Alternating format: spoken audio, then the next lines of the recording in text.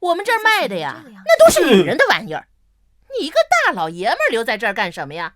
赶紧走走走！要是冲撞了我们里边的贵人，你可担待不起。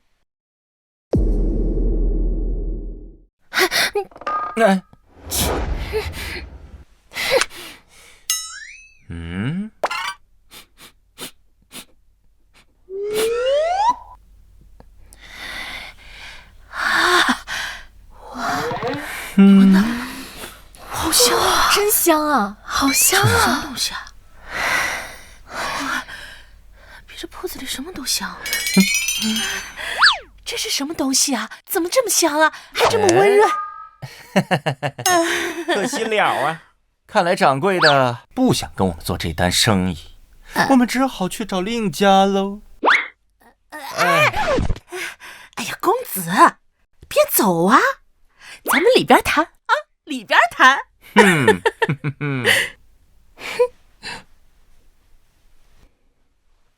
里边请，请坐。这位小哥，你手上这个香块块是什么呀？怎么个价呀？哈哈，这个东西啊，叫琼脂凝香诀，不贵啊，也就10两。10两？我这铺子里最贵的胭脂也才卖20两钱。啊，不愿意啊？那就算了。一支最好的香囊也不过1-2两。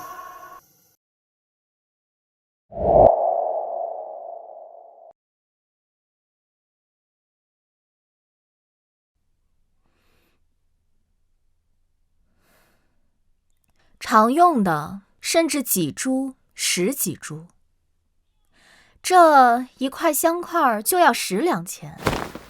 你是当我兰桂坊是冤大头不成？这位是？这是我们兰桂坊的东家孟小姐。少爷是孟家的千金，大延北军大将军孟博的女儿，大延上卿孟坚的侄女。不错，是我。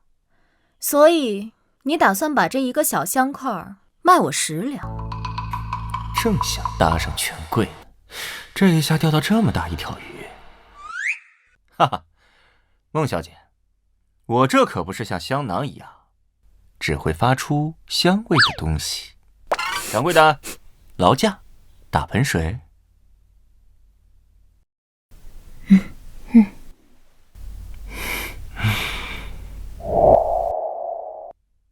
小蝶，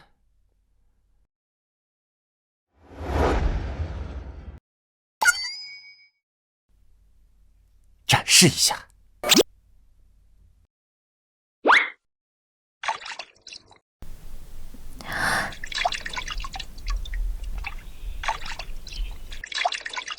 睁大眼睛看好了，接下来就是见证奇迹的时刻。当当当当！啊，这竟然能洗得如此干净！不仅如此，这洗完之后啊，还有一股淡淡的幽香。大盐这个时候，人们连洗都很难洗干净，更别说洗完还香香的了。没有女人能抵挡得了这种诱惑。孟小姐，怎么样？我这琼脂凝香诀可值10两？是我冒失了，还未请教公子的姓名。本公子姓秦，名彻。孟小姐若对这生意有兴趣，咱们可以好好谈谈。秦公子，这琼脂凝香诀虽好，但也不至于10两一块吧？哦，那孟小姐以为什么价格合适？5两，我觉得很公道。那不行，这全大盐可就只有我能做出来。那就7两，这全大盐啊，也就我兰桂坊能售卖此物。秦公子要搞清楚，是此物需要我兰桂坊来销售，而不是我兰桂坊需要此物。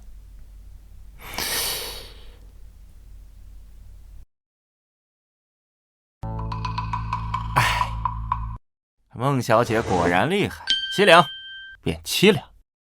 不过，你们兰桂坊得自己过来取货，而且还得你孟小姐亲自来，给别人我不放心。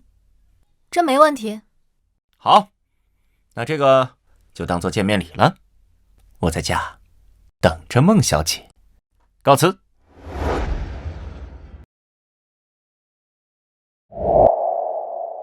东家，这真是好东西，好宝贝啊！这香味儿，这手感，还能将身上的污秽洗得如此干净。如果能用这个东西沐浴，真不敢想这身上得多干净多香啊，比那些夫人小姐还香呢。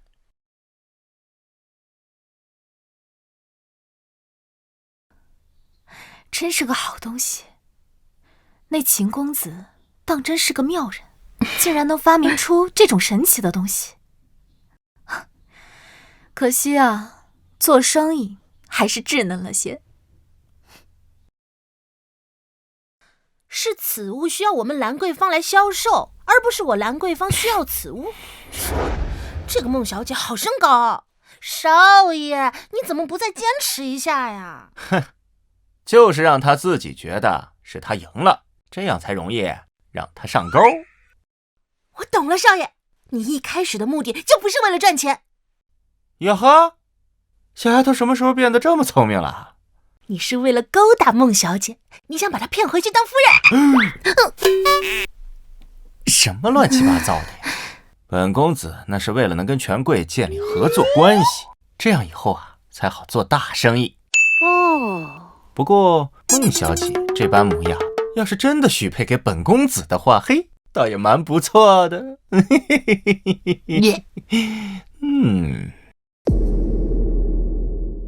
干活都麻利点啊，别笨手笨脚的，说的就是你，别给我。齐伯，各种小样做的怎么样了？哎呦，少爷，幸亏这田里都用了那个屈原梨，不然这么多人手都不够满足您那么多奇思妙想的。哎呀，这加班加点就弄出了这些。哇，少爷还有这么多东西啊！明天孟小姐要是看到了，我的眼珠子都瞪掉下来。静儿，静儿，静儿！哎，这一大早静儿人呢？静儿一早便出城去了。什么？出城去了？他出城做什么？带了多少人？他说是出城做生意的，不用带人了，就自己去了。胡闹！大哥在北京戍边，最担心的就是这个宝贝闺女。她要少根头发，大哥回来能把我活撕了。不行，我得去找静儿。来人，备马，召集卫兵。哎呦，爹来了！蔡掌柜，你看，这儿多懂事，都知道给为父备茶了。不是给你的啊，不是为父。还有谁要来此？我的生意伙伴。哦，生意伙伴。人家的来头啊，我怕说出来吓死你。哦，你呀，这以后可不能再妄自菲薄了啊！别觉得自己是个商人就低人一等。你儿子我呀，也是间接的给你攀上高枝儿了。那为父倒要看看是多高的高枝儿。这公子彻还不知道，他爹可是这天下最高的高枝儿了呀。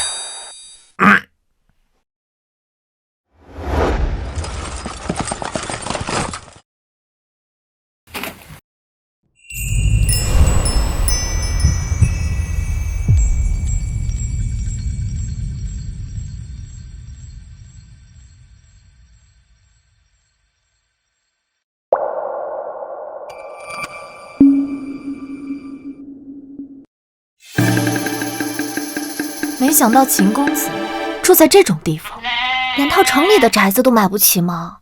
住这种郊外地方，无妨，我只是跟他做这一笔生意而已。第一次我亲自来一趟，往后便不必了。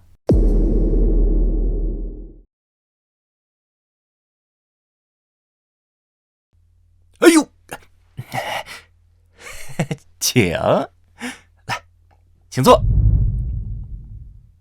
我来介绍一下啊，这位是家父，这位是北军大将军的千金，大言的上卿的侄女孟静，孟小姐。原来是孟博的女儿，难怪眉眼之间有几分眼熟。这才几天啊，都已经跟她做上生意了。哎呀，爹，你愣着干什么？你得把茶杯递给孟小姐啊！你懂不懂待客之道啊？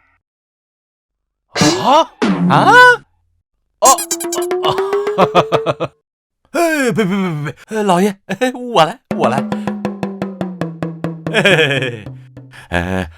孟小姐啊，请。伯父好。好。不知我家彻儿和孟小姐做的是多大的生意啊？不得，就7、8千两。这么多？虽说经商是小道，但彻儿能在这么2天时间就和孟家女儿做上几千两的生意，也属实不易了。这公子彻竟然还是个经商奇才，互惠互利罢了。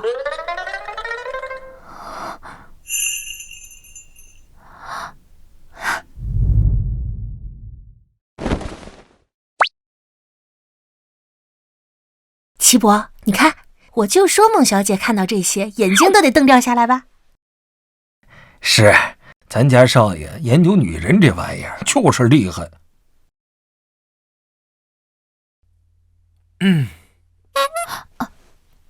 秦公子，这些是什么东西啊？都是你做的吗？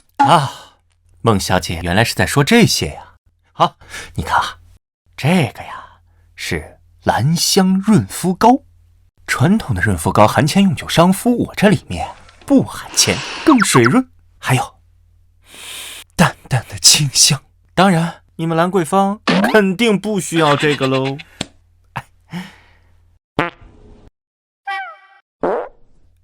还有这个是蔷薇花露，可为肌肤保湿，还可熏衣，可以点唇。当然，兰桂坊自然也不需要这个。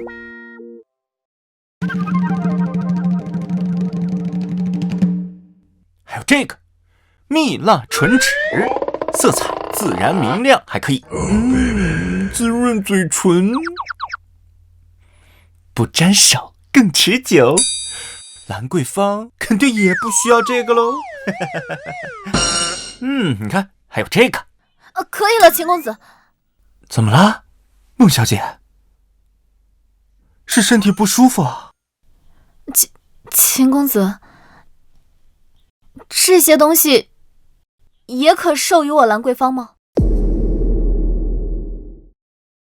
孟小姐这是在开玩笑了不是？这些东西哪配得上你兰桂坊呢？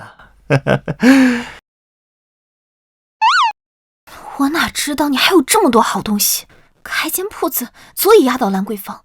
你这个坏蛋，昨天怎么不早说？抱歉，秦公子，昨日是我言语不当。啊？你说什么？我听不见呢。我说，抱歉，昨日我不该那么说话，还请秦公子再给我一次机会。这就对了吗？来，那咱们坐下来，好好的谈生意。这小子竟然有几分拿捏人心的本事。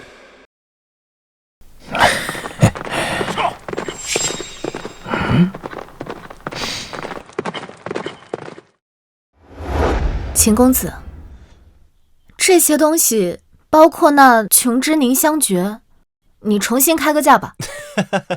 好，这些东西我可以全权交由你们兰桂坊来售卖啊。至于你们怎么售卖多少，我都不过问。那秦公子想要什么啊？孟小姐应该不止兰桂坊这一处产业吧？我想咱们这么有缘，不如深度的、全方位合作一下。什么？你还想参与其他产业？这可不只关系我一人，还要关系到孟家。原来如此，那些乱七八糟的玩意儿只不过是个敲门砖。车儿是想和孟家这样的权贵合作，不过他能做多大的生意，还能拉上孟家？哼，我要做的生意是关乎到整个大研，整个天下，下到田间农夫，上到100万大军，人人都需要。不知道这么大的生意够不够和孟家合作？竟敢说关系到整个大研、整个天下，难不成是比那屈原离还要了不起的发明？再说了，能和孟小姐合作，在我心头那也是重中之重啊。在这茫茫人海当中，我俩能相遇，那也是一种缘分，匪浅呐。哼，朕在想什么？这小子怕不会只是单纯贪图孟家女儿的美色吧？不过孟伯的女儿给朕的儿子做妃子，倒也勉强说得过去。啊！老爷，老爷，少爷，不好了！突然有一队兵马把咱们庄子给围了。嗯，撤！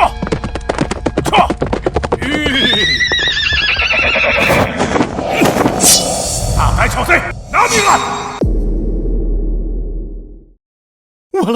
完了！怎么突然之间来了这么多兵马？孟家这家伙竟然亲自来了，这是多宝贝他那侄女儿！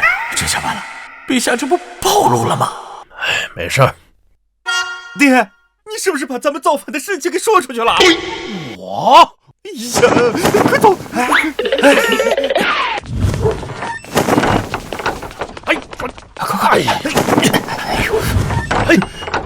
错了，你不是扬言要造反吗？眼下这种局面，你要如何应对啊？啊？那些人看起来只不过也就是府上的一些卫兵，你如果连这都应对不了的话，那大研数十万精锐大军，你就更没办法应对了。这下知道了吧？想在朕的大研造反，根本就天方夜谭。以后啊，还是老老实实的学如何安邦治国吧。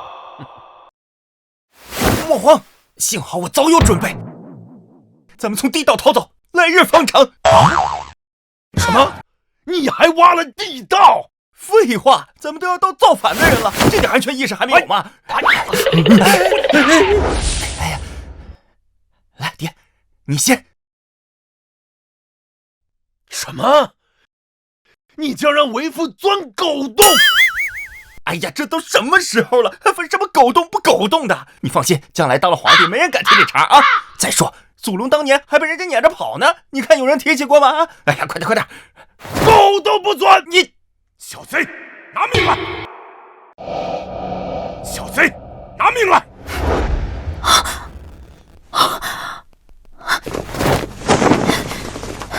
叔父，你这是误会了，我们在谈生意。谈什么生意？需要勾肩搭背的？我看你是被奸人给骗了。啊，叔父！完了，在劫难逃了！哎呀，你这个不顶事的爹呀，你就给你儿子拖后腿呀你！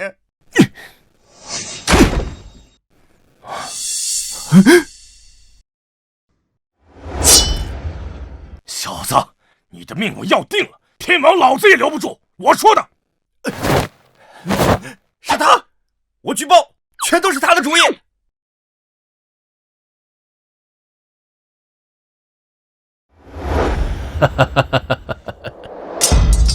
陛下，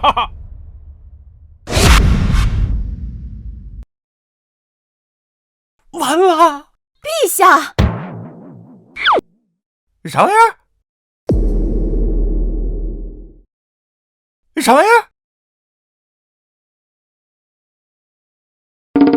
这位大人，怕不是认错人了吧？你看，我这玉佩就是个仿品，并非陛下御赐之物。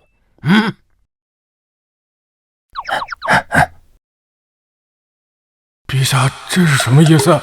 不愿暴露身份？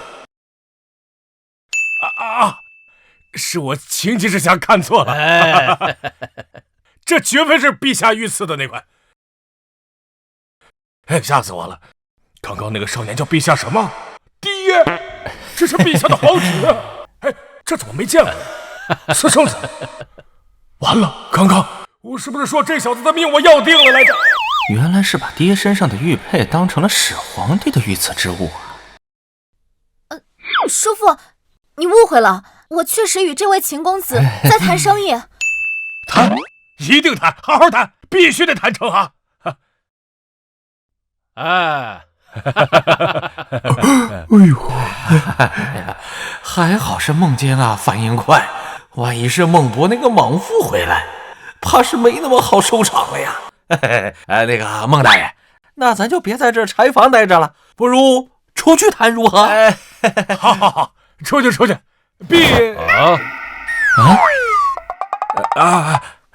毕竟谈生意重要啊！哟，爹，可以啊，还能搞到高仿的皇帝御赐之物，有些手段啊。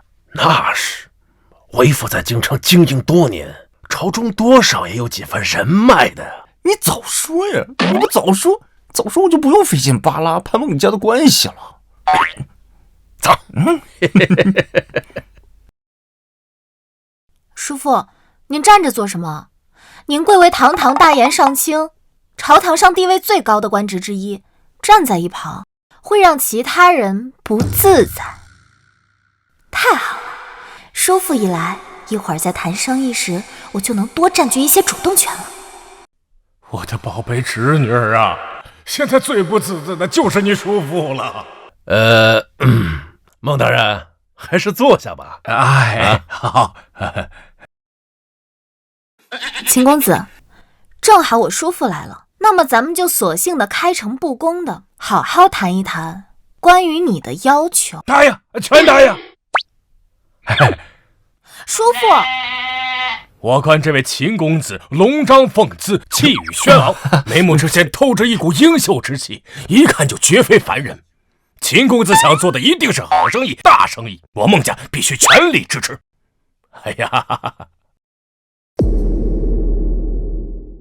叔父，你这哪有你这么谈生意的？哎呀，孟大人，你真是的，刚见面就说什么大实话呀！我以为呀，我和孟小姐是有缘，没想到和孟大人更是一见如故啊！我家今儿能认识秦公子，是他的福分啊！就是不知道秦公子要做什么生意啊？炼铁。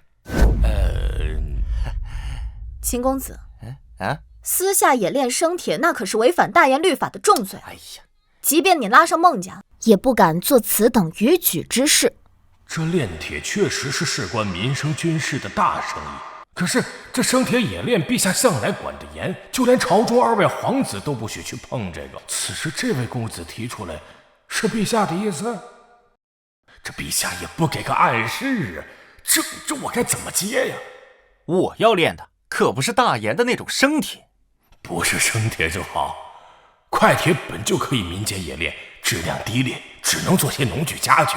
想做这生意倒是无妨。好说好说，公子需要我孟家如何配合？哎呀，我这虽说呀炼的不是生铁，但是啊，孟大人你也知道，大言对于此事还是比较敏感的。若是没有任何背景的话，怕是不太好推进呢。简单，待到公子售卖之时，我孟家大可为公子背书。哎呀，孟大人大义呀！有孟家背书，一定顺利，到时候利润55分账。秦公子，我孟家冒此风险，5成，不合适吧？不合适，绝对不合适。19分，必须19分。叔父，9成，太过分了吧？我孟家只要1成，1成，给多少给你急啊！哎呀，孟大人，你真的是大义大义啊！就这么说定了啊！好，在下还有些事情要处理，就带静儿先走了。秦公子，后续有任何需要，直接找静儿就好。告辞。哎呀，走了。孟大人，慢走啊！哎呀，这孟家兄弟不愧都是肱骨之臣呐，就是讲道理。哎呀，好了，这儿，那为父便先走了。你和孟家大上线有些人情世故，为父也要去打点一下。哎呦，爹都知道给儿分忧了，儿很欣慰呀。这茶不错。哎呀，齐伯，来了。少爷，先前我让工匠搭的那个炉子和风箱怎么样了？少爷，现在已经可以开炉炼铁了啊！但是那炉子看上去奇奇怪怪的，从来没见过用那种炉子炼块铁呀。谁说我要炼块铁了？那种低质量铁只配打农具啥的，我炼那玩意儿干啥？本少爷炼的可不是一般的铁，特殊的铁，那叫什么？手铁，或者可以叫钢。嘿嘿嘿，哎呀，陛下，今日真的是好险呐！没想到牵扯到那宝贝侄女，就连孟坚这般沉稳性子，今日都如此的莽撞了啊！孟家世代武将又都是儿子，好不容易出了孟静这么个女儿，可不宝贝的不得了吗？哎，说起来，陛下今日为何不与那公子彻摊牌呀？公子彻如此聪慧，不如早些带回京中，也好为陛下分忧啊。还不是时候啊！这臭小子虽然聪慧，懂得拿捏人心，借势发挥，可朝堂之上哪有这么简单啊？况且他从未学过治国理政之术，还是嫩了些。还是陛下高瞻远瞩啊！看来是时候该为他寻一位良师了。你觉得李廷成如何？啊？不是，全凭陛下定夺。李廷成可是大燕丞相，公子彻如今和孟家建立的关系，陛下又让李廷成给他当老师，陛下不会是想培养公子彻为太子吧？叔父，你今天究竟怎么回事？为何对那秦彻这般优待？静儿啊，你跟叔父说说，你觉得那位秦公子怎么样？叔父，您这是什么意思啊？一个无权无势的商贾之子，却能让静儿主动去那城郊与他谈生意，还懂得借我孟家之势，足见其本事。再说卖相也不错，算得上仪表堂堂。再说静儿，你这岁数也不小了。叔父，你莫要胡说。杏儿虽然不在乎未来夫君是何出身，但一定得是对大言、对百姓是有用之人。哎呀，你说这个干嘛呀？哎呀，夫君早上怒气冲冲的出门，我还担心要出什么事，怎么一回来提起静儿的事情了？此话我说与你听，你切莫告知任何人。静儿今日谈生意的对象，乃是陛下养在宫外的龙子。什么？小声点。哎，依我看，这陛下对这位皇子怕是还颇为上心呢。如今太子之位悬而未决，朝中都在猜测，陛下对宫中的2位皇子都有些不满，所以……那难道说，陛下是想……慎言啊，此事最终还是要看陛下的意思。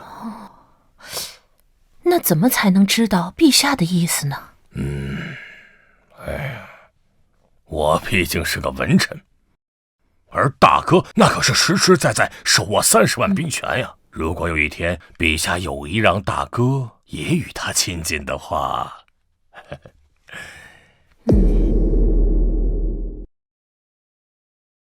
启禀陛下，那屈原梨已经开始大批量制造，不日便将在全大燕推广。陛下此举真是利国利民，功在千秋啊！要尽快，尤其是今年气候不佳，要让百姓多多开垦，以提高产量。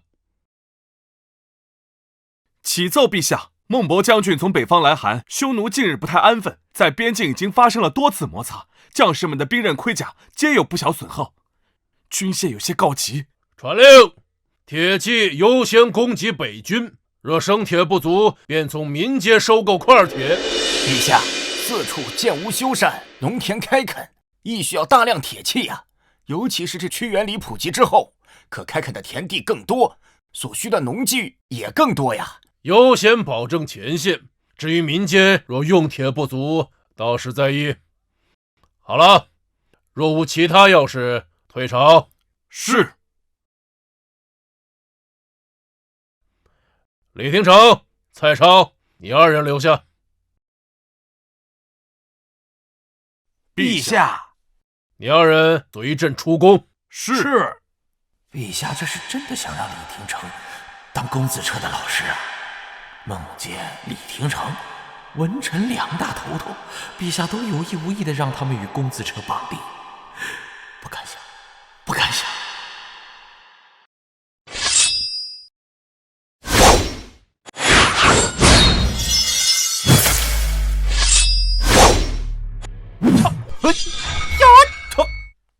哇，少爷好棒，少爷好帅，少爷好厉害！女人不要沉迷于本少爷的英姿，小心无法自拔。少爷讨厌。少爷，这就是您说的那个叫什么手铁啊？不错，这手铁真比那生铁厉害，胜过许多，而且成本更低，产量更高。又在折腾什么呢？啊！嘿，爹，你来啦！啊，哎，这位是？这是为父的朋友，你叫李叔便是。你不是要干大事吗？不得多找几个信得过的帮手啊！这位公子的样貌与陛下有6、7分相似，还叫陛下爹，难道是陛下养在宫外的私生子？哎，对，需要帮手吗？李叔啊，这李叔看起来相貌堂堂，一表人才呀，对我们造反大业一定大有助益。公子过誉，造反？小点声，生怕别人听不到啊！来，这边坐。陛下的私生子要带陛下造反，这，陛下在打什么主意啊？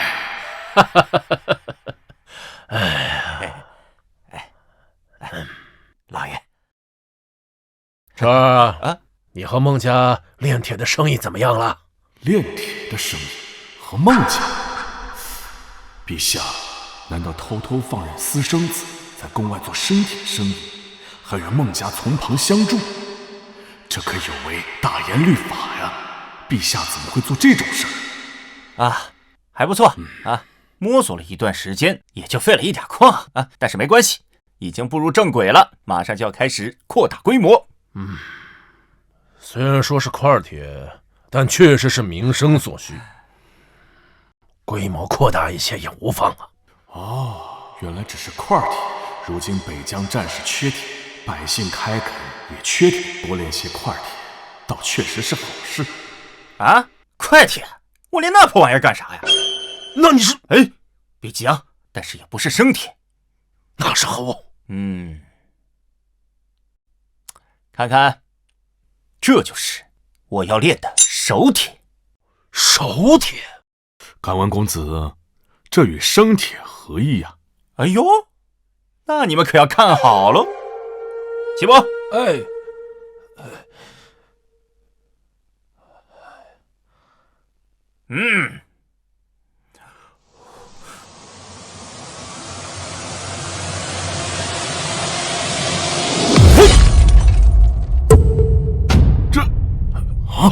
哎呀，在块铁打造的农具上留下那么深的伤痕，自身却完好无损，依旧锋利。寻常生铁绝对不可能做到这一点啊！若是我大严军队装备此等兵刃，必将所向无敌呀！这又是少爷的新发明？不错，我调整了工艺，得到了这手帖。爹，你可看清楚了啊，这可不是小打小闹啊，要卖开了，这得赚多少钱呢？哎呀，赚钱，这是赚钱的事情啊！若是孟博将军手中有着熟铁打造的兵刃盔甲，匈奴哪还敢越雷池半步，甚至可能完全改变大燕的军事格局啊！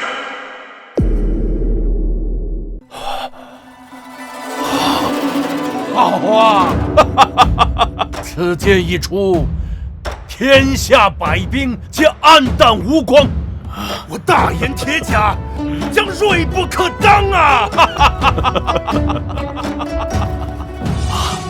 敢问公子，此手铁叫生铁，成本如何？哎呀，即便成本贵上10倍也无妨。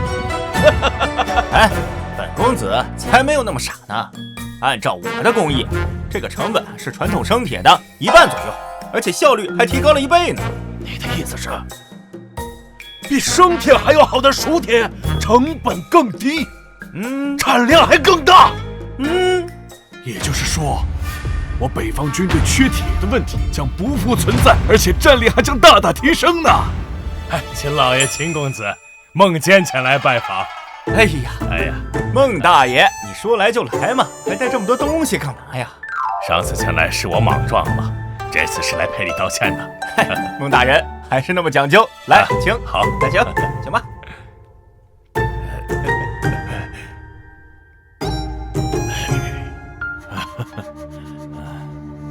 陛下这次连李丞相都带来了，足见其对这位公子车的重视。哎呀，孟小姐，几日不见，有没有想我呀？我想你做甚？叔父不知中了什么邪，为何要如此看重这个小子，非要拉住我来？我承认他有些才华，也挺好看，但比之那种能发明出屈原离的青年才俊，还是差了许多。什么？你说秦公子发明的这熟铁，印度、瑞幸都强过生铁许多，成本还只有生铁1半，这可是改变大燕天下格局的大好事啊，是天下百姓之幸啊！静儿，你看，秦公子要做的是比生铁还强、成本更低、产量更大的熟铁，这何止是生意，这是关乎国运的大事啊！若你爹的北军将士能配上如此兵刃，匈奴何足惧哉？这炼制熟铁的制法，当真是你发明的？不然呢？这儿，你不妨带上孟小姐去你炼制熟铁的地方看一看。那行，你们先坐着。哎，孟大人，要不要一起去看看呀？不了，你们年轻人去就好。孟小姐。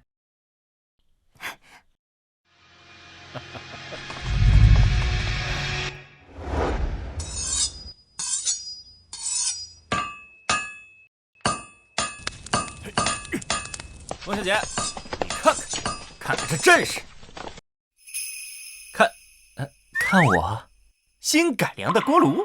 我跟你说，传统的平底地锅呀，那都是皮囊鼓风，出铁太慢了。于是我改进了风道，与炉铁结构，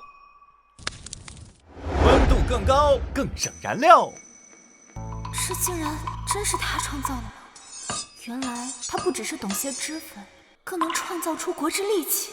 难怪叔父这般看重，这熟铁对我大燕的意义，的确不亚于屈原离啊！怎么了，孟小姐？这么盯着我的绝世容颜看，小心你会深深的爱上我。这混蛋才华了得，可太不正经了。恭喜陛下，贺喜陛下！公子车有如此才华，乃是陛下的鸿福，天佑我大燕啊！孟大人，您可能有所不知啊，那屈原离也是公子车所创。什么？陛下所提到的青年才俊，居然是公子车！真是天人降世，兴我大燕！太好了！只是陛下为何不把公子车接回宫中，以辅朝政呢？跟着车儿自幼患病，朕担心朝堂中的纷扰惊扰了他，所以打小就把他送到宫外抚养。如今虽是病患已除，可他自幼却从未接触过治国理政之策，所以现在接回宫中为时尚早。李廷成，臣在。你看朕这儿子可还入得了你的眼，做你的弟子啊？啊！陛下，公子彻才华卓绝，臣惶恐怕难担此重任呢。无妨，发明创造上他才华卓绝，可是治国理政之术他却从未接触过。朕让你教他的是大言如何依法治国，如何掌控着天下。啊，如此，臣定不辱使命。好，好啊！这下好了，李廷成做老师，孟健做合作伙伴，回头再把孟博的闺女拿下，这公子彻将来想不当太子都不行了呀！这怎么都站着呢？彻儿啊，为父已经和孟大人商量好了，这蜀铁的冶炼，他会为你提供资金和场地，好让你在最短的时间内扩大规模。哎呀呀呀呀呀！不错，秦公子有任何需求，只管开口。就是不知道秦公子这蜀铁定价几何呀？啊，与快铁一般价格便好了。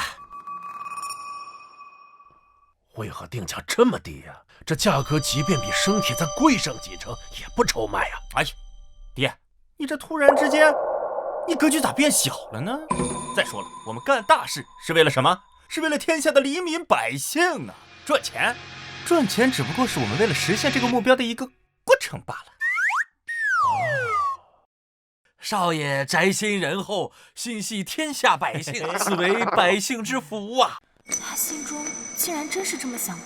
这蜀铁分明可让他富可敌国，他却……看来他这人虽然不正经了些，但却有颗爱国为民的心。爹，我算过了，就算只卖这个价格，也足以卖上足够的钱。再说最重要的是什么啊？最重要的是得民心嘛，对吧？你看将来我们起事的时候，我们手臂一挥，后面多少人跟着响应，你说是吧？啊，这个滑头。好，这事儿便这般定了。彻儿，今后这位李叔便是你的老师，他会教你大言法度和治国理财之策。不是，那好好的你给我找老师干什么？臭小子，你不是要造反吗？等造反成功，你总该知道如何治理国家吧？这个我，这事儿就这么定了。好好跟李叔学。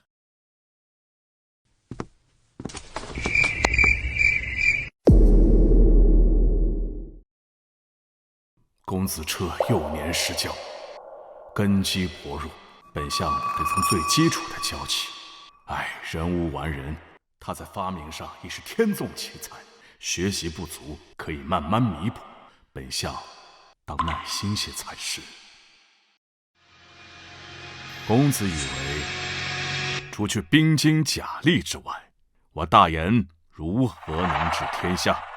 书同文，车同轨，才能形成统一的度衡量国家。不错。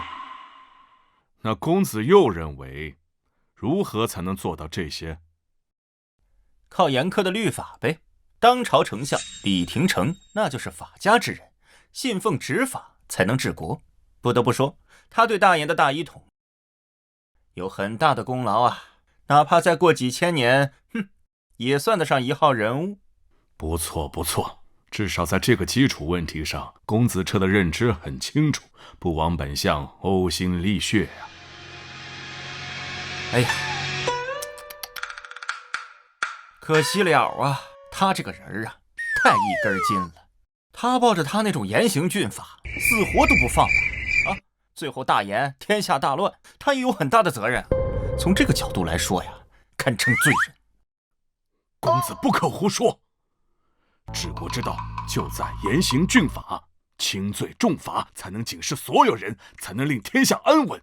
如何会成为罪人？哦，那你看啊，如果说你和一群人被征为士卒，要求3个月之内必须赶到边疆戍边，但如果你们没有按时达到，会怎样？按大严律法，失期当斩。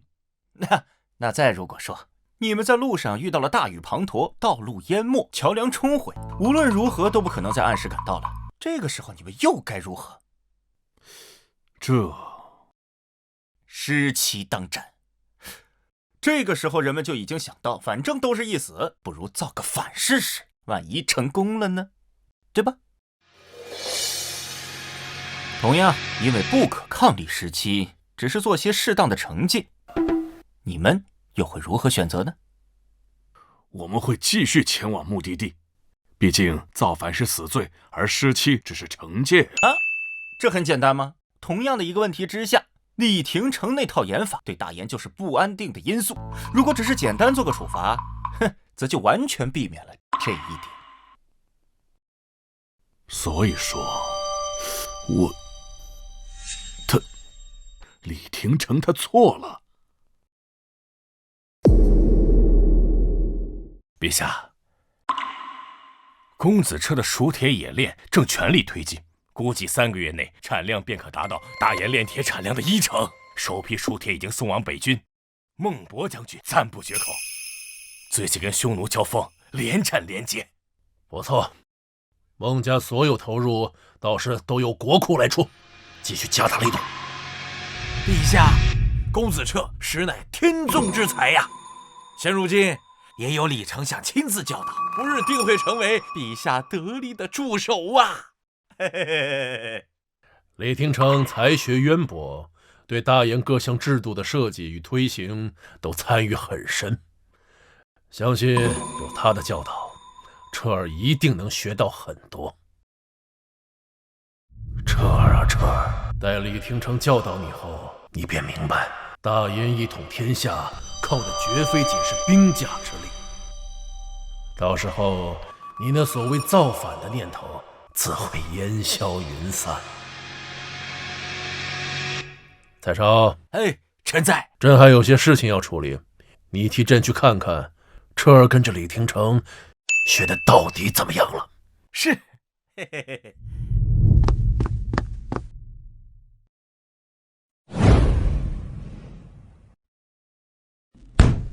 富国强兵，守在重农抑商，商贾不是生产，四处流动倒卖，只会扰乱民心。哎呀，你说这要是没有商贾，这商品怎么流通啊？若是粮食南方欠收，北方丰收，难道只靠朝廷调运吗？多浪费时间和成本呢！这商贾把粮食运走，只会拉高粮价，赚取利益。哎，这才是朝堂应该管控的地方啊！若是朝堂把粮食的价格控制在一个合理的范围之内，而不是一棍子把商贾给他抡死，这样既解决了成本，又能节省调取粮食的时间。那愚民疫区，由官吏来引导百姓，百姓只需安心生产劳作，那便可思想统一，这总没错吧？错的离谱！垄断知识最终只会造成阶级固化，各级官职会变成那些世家权贵的夺取利益的工具。谁会管黎民百姓啊？谁会管黎民百姓的死活呀？少爷，李先生，我来看。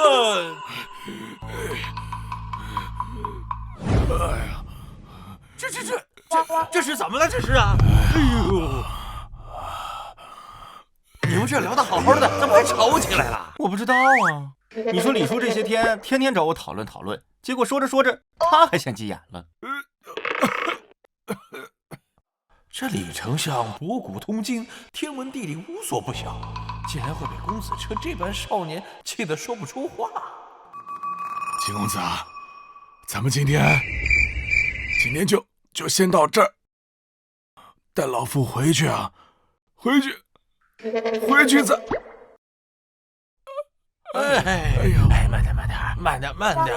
哎，少爷您先待着，我先送他回去啊。哎呀，该说不说，这李叔啊，肚子里墨水不少，就是太一个劲了。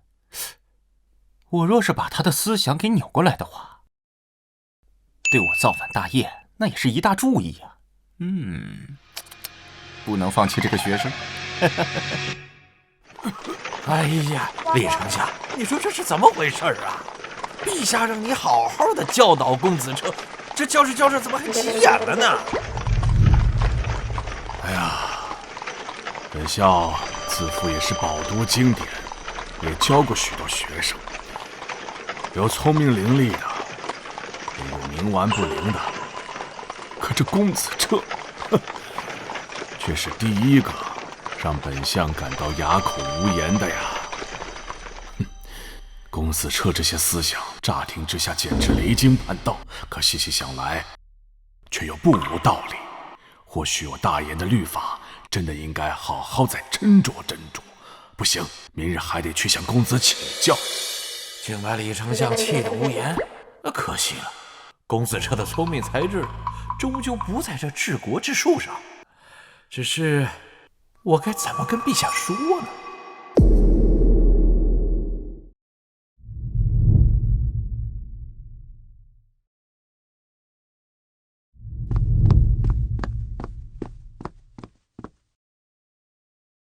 参见陛下。彻儿跟着李廷成学的怎么样了？这个无妨，直说便是。是陛下。臣到庄子时，正好看见李丞相被公子彻，气得说不出话来。什么？陛下明鉴啊，臣可不敢妄言啊！而且李丞相也亲口跟臣说了，说公子彻是第一个令他哑口无言的学生啊。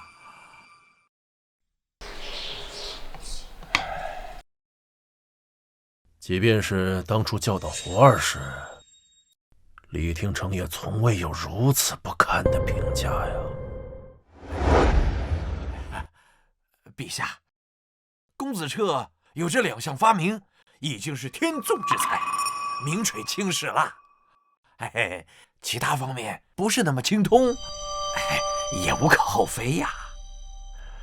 这终究只是凡人，是朕对他的期望值太高了。罢了，待得空，朕亲自去看看他。若真不行，便让李廷成不要浪费这个时间了。经济基础决定上层建筑，生产力决定生产关系，科学技术是第一生产力。怎么样，李叔，可有所参悟了？我似有所悟啊。不错呀。哎呀，你知道吗？你是我见过所有大言人当中，你的悟性算为上佳的了。公子彻竟如此高瞻远瞩，他根本就不是什么小打小闹，而是站在极高处，以大格局统筹整个大研。这份眼光之长远，怕是陛下都逊色3分呢。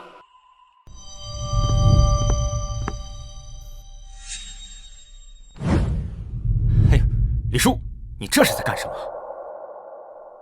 公子学识之渊博，目光之长远，令我叹服。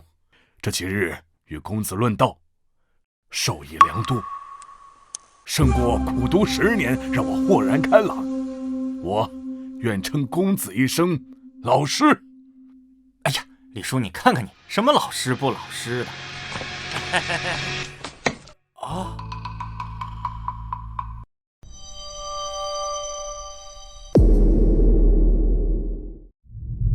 哎呀，李叔，你看看你，什么老师不老师的呀？你是要跟我父子共谋大业的伙伴，搞那么客气干什么？我跟你说，等大业成了以后，你就是现在当今的丞相。啊，这李丞相怎么唤公子为老师了？这李廷成是被气昏了头，开始胡言乱语了。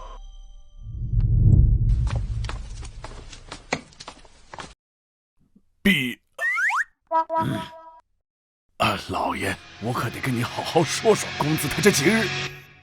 不必说了，此事蔡掌柜已经跟我说过了。老李啊，这几日教导我这不成器的儿子，真是辛苦你了啊！哎呦，老爷，您误会了。我想说的是，公子是我见过学识最渊博、眼光最长远、对百姓民生最有见解的人物啊！老李啊，你可不要应付我啊！哎呀，老爷，我怎么会应付您呢？你让我来教导公子，可这几日啊，都是公子在教导我。哎呀，所以啊，我心甘情愿叫公子一声老师。原来你跟我说的哑口无言是这个意思啊？没错啊。公子的学识实在令我叹服，论治国之才，公子在我之上。这大研运转的整体框架便是李相所规划，如今他竟然承认自己的治国之术不如公子彻。我儿真有治国之才，千真万确。公子之才能敌50万大军和20个丞相。好啊！我儿真是有天子之子啊！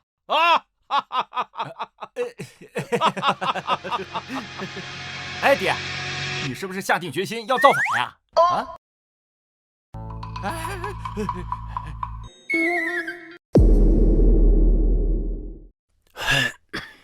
这儿，为父还是有一事不解啊！哦，何事不解？就算你觉得皇子不堪重用，皇帝100年之后天下会大乱，可这也是许久之后的事儿了呀！你为什么非要执着于现在，谋划策反呢？哎呀，酒什么酒啊？那始皇帝啊，没几年好活了都。哎呦，不，少爷这话不能乱说啊！是啊，公子有所不知，前几日有位仙师入朝炼制仙丹上供，陛下必然长寿啊！啊，是吗？那是大好事啊！天大的好事儿！对，好事儿，大好事儿！哎，只要他一开始嗑药，那他就离死不远了。他这么一死啊，咱们不就能起事了吗？这是大好事儿啊！这可不是好事儿吗？啊！照你的意思，这仙丹有毒？哎呀，多新鲜呀！什么丹砂了、水银了，我问你们，哪个不是剧毒啊？啊？那照你的意思，那皇帝若是不吃这所谓的仙丹，倒能活得更久了。啊，肯定啊！你想啊，他一世的英名，却在这个事情上跟个大傻子似的，嘿，晚节不保呀！哎，这话又说回来了，你说他聪明一世，他为什么就不找一个身边的人去试试这个丹药呢？哎，就比如那个蔡超那个老狗，就拿他试药嘛，就算毒死了，那也是少个祸害呀！不，少爷不能这样啊！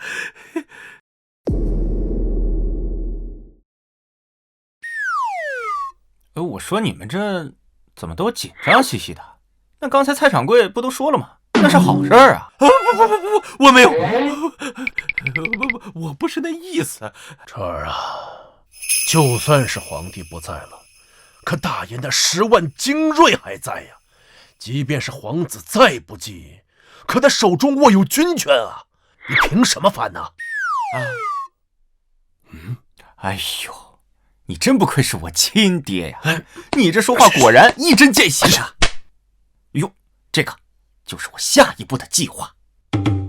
计划？什么意思啊？我问你们啊，做天下需要什么？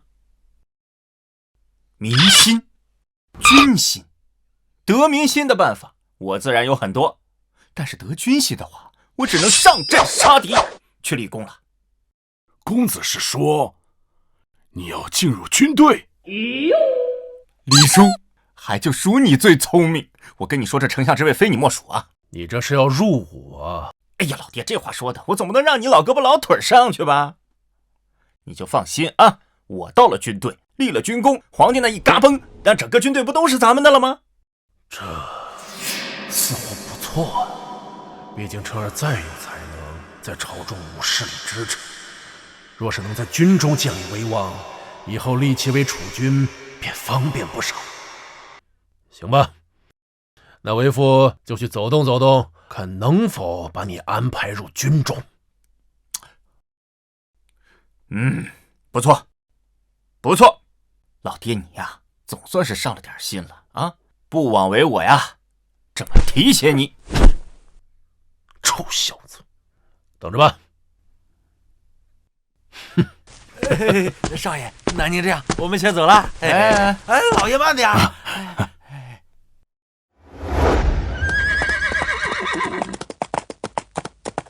等回宫后，给那位仙师安排个僻静的地方，让他专心炼丹，炼出来的丹让他自己先吃。诺。将车儿送去孟博的北军，从5丈做起。陛下，北军是正面迎击匈奴的部队，最为凶险。朕的儿子要想做这天下，就得经得起这番磨练。朕倒想看看他在军中又能表现如何。陛下之前分明是考虑将长公子于叔送去北军的，这下是摆明了想培养公子彻继位了呀。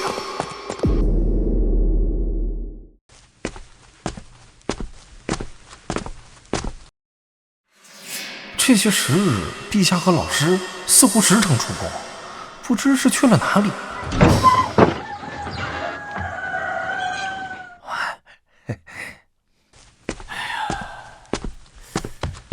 学生见过老师。哎呦，原来是殿下呀！臣见过殿下。不是老师和父皇还有李丞相出宫做什么？这个，没什么，就是陪陛下出宫走走罢了。哦，父皇这是去体察民情了吗？那我也得赶紧表现呐。这样说来，我作为皇子也应该出宫走走。哎，不如明日老师陪我一同出宫走走如何？蠢货，陛下做什么你就要做什么吗？哎，我当初怎么答应当你的老师了呢？哎呀，殿下，实在不巧，明日臣还有重要的事要办，无暇陪殿下出宫，还望殿下恕罪臣先告退了啊！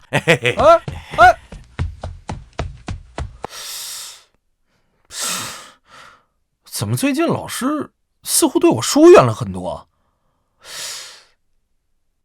哎，算了，不管了。既然父皇时常出宫走走，那我也出宫走走，这总该没错吧？嘿嘿嘿，我怎么这么聪明啊？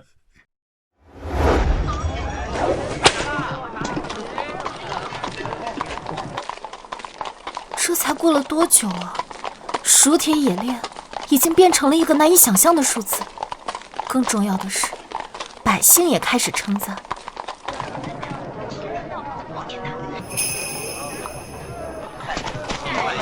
叔父告诉我，就连那屈原离竟然也是那家伙发明的。他倒当真是个利国利民的青年才俊，生的皮囊也不错，就是有的时候不太正经。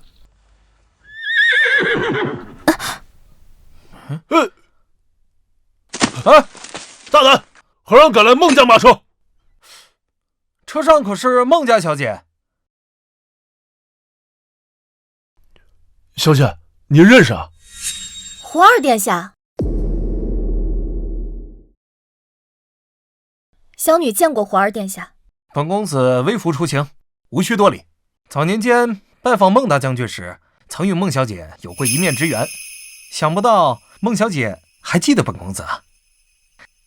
想不到几年过去，孟家的小丫头竟然出落得如此美貌。若是将她纳为妃子，岂不是可以得到孟家的支持？孟博在北疆可是手握30万大军呢。孟小姐，这是要去哪里啊？回殿下，家中一些生意上的事情要出城一趟。哦，出城？啊，那正好，本公子左右无事，便与孟小姐同行吧。是啊，好吧。启禀陛下，公子彻前往北军任职的各类文书已准备妥当，随时可以出发就任。陛下，根据这几日家兄传回来的军情，匈奴似乎不肯罢休，虽然吃了几场败仗，还是蠢蠢欲动。今年气候异常，水草不丰，匈奴缺衣少粮，只能靠南下劫掠这一条路。这个时候送公子彻去北方，是否有些冒险？陛下三思啊！不如将公子彻送去南军，或是留在京师附近的军中。不，就送北军。朕的儿子岂可畏战啊？那公子彻的身份是否要知会孟大将军一声？不便，无需照拂。朕倒要看看彻儿在军中到底是否能够靠自己的努力闯出一番天地。蔡超，臣在。备上好酒好菜带着，尔等此次随朕前行，就当是给这小子践行了。是。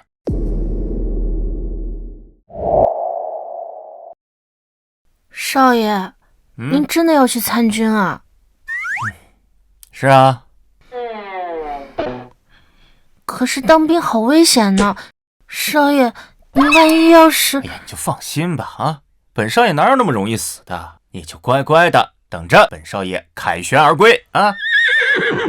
是孟小姐。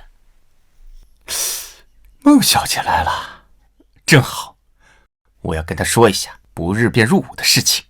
收起来。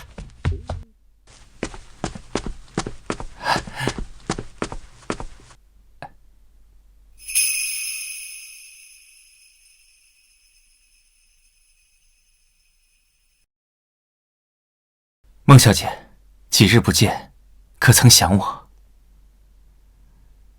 正经一点。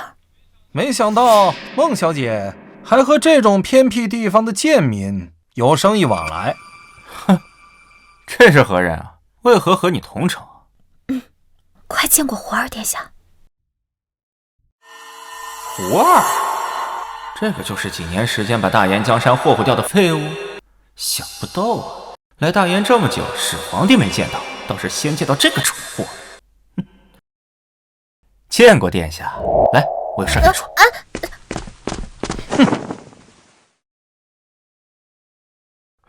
这不是今儿的马车吗？他身后跟着的是谁？竟敢与他同城？孟大人是不是又怕你孟家的千金宝贝被人哄骗了呀？哎呀，香雪是孟小姐的朋友，孟大人无需焦虑啊！我怎么不记得静儿有什么可以跟他同城的异性朋友啊？大概也就公子彻可以。去看看便知。好。过些日子啊，我可能就要去。孟小姐这般千金，怎么会来这种简陋粗鄙之处？我这地方简陋，殿下又何必屈尊来此？大胆！作为一个平民，对我应当行跪拜之礼。现如今不仅不跪，还出言不逊。吾若当场杀了你，你也说不得什么。殿下息怒，他不懂礼法，小女代他向殿下赔罪，还请殿下恕罪。哼，孟小姐，像这种身份低微之人，怎么有值得你亲自前来的生意啊？以本皇子看，你一定是被这个歹人给骗了。来人，把他给我抓了！我得好好审一审。殿下明鉴，此人乃是发明屈原离与书帖演练之法之人，其与孟家的合作更是叔父亲自前来敲定的，绝非什么歹人。什么？这是他发明的？千真万确。这段时间，父皇天天夸耀这两个发明，甚至还不止一次用这个来敲打我，竟然是这个低贱的小子弄出来的。就算如此，那也是个低贱的乡野村夫，本皇子的身份比他高贵千万倍。无论如何，对大燕皇子不敬，罪不可恕，也得给我抓起来。我看谁敢动秦公子！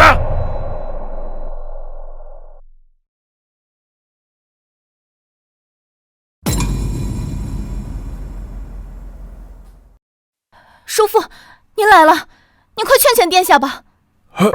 殿下，殿下，你们怎么会在此啊？父皇，父皇！坏了，这个蠢货，昨日说要出宫走走，怎么走到这个地方来了？以胡二殿下的性子，若是知道陛下在宫外还有一位皇子，怕是要不得安生了。殿下，你认错了，他不是你认识的父皇先生。孟少卿，你说什么呢？这不是父皇吗？蠢货，这么明显的暗示都看不懂吗？他只是跟宫里的父皇先生长得很像。殿下，您再仔细看看啊！看看。你们这是？殿下。这父皇这意思是不愿意暴露身份？怎么样，殿下？你看清楚了吗？哎呀，确实是我认错人了，是我认错了。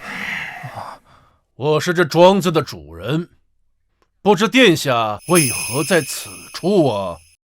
我正好出宫走走，体察民情，路上恰巧碰到孟小姐，和她同行至此了。父皇说什么？他是这庄子的主人？难道是因为那个小子？中车府令、丞相、上卿、大燕朝堂上几乎最顶层的人物都来了，这小子只是发明了那两样东西，就能被如此看重？那不知殿下体察完了吗？殿下那么大的威风，我这乡野偏僻之处承受不住啊！我这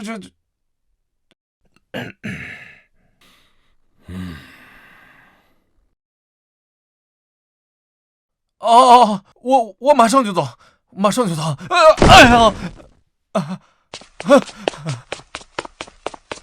原来殿下喊的是父皇啊，我还以为是父皇呢。父皇？嘿，哎，你别说，你这名字挺占人便宜的呀。哎，对了，你们今天人都来这么齐，啥事儿啊？公子，您去北方参军的手续已经办好了，不日便可出发。哦？什么？你要去我爹手下参军？你先等会儿。哎呀，这么快啊？给我安排了一个什么职位？武长。武长？这么小？哎，算了，我也知道你的能力也只有这么有限，真的是。哎呀，收拾收拾，明儿出发。等一下，你为什么好好的要去参军啊？我自然是为了天下百姓。北方匈奴为患，屡屡犯我大燕边疆，我堂堂7尺男儿，生于天地之间，披甲执戈，保家卫国。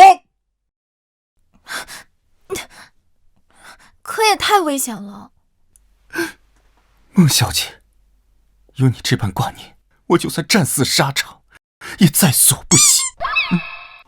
你别胡说，什么战死沙场的，快呸！呸！行了，我们此次前来，正好给你送行。蔡长官，在。摆酒上菜。诺。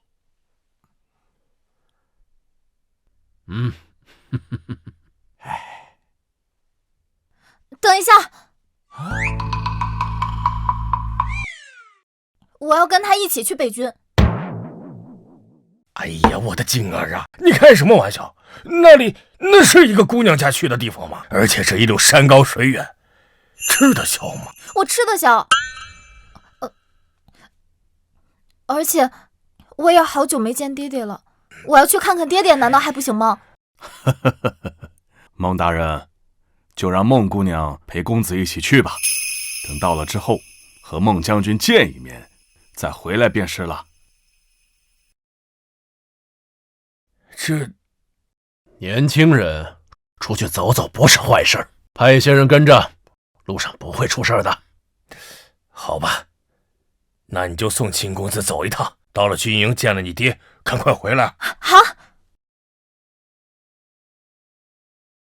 看来不久就能喝上孟小姐和少爷的喜酒了，嘿嘿嘿。你到底怎么想的呀？你为什么好好的要去参军啊？怎么，舍不得我吗？还要一路送我去北疆？你别往自己脸上贴金啊！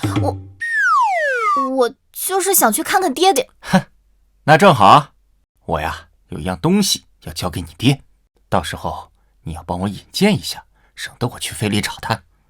你有东西要交给我爹啊？什么东西啊？可能是彻底解决匈奴之患的东西。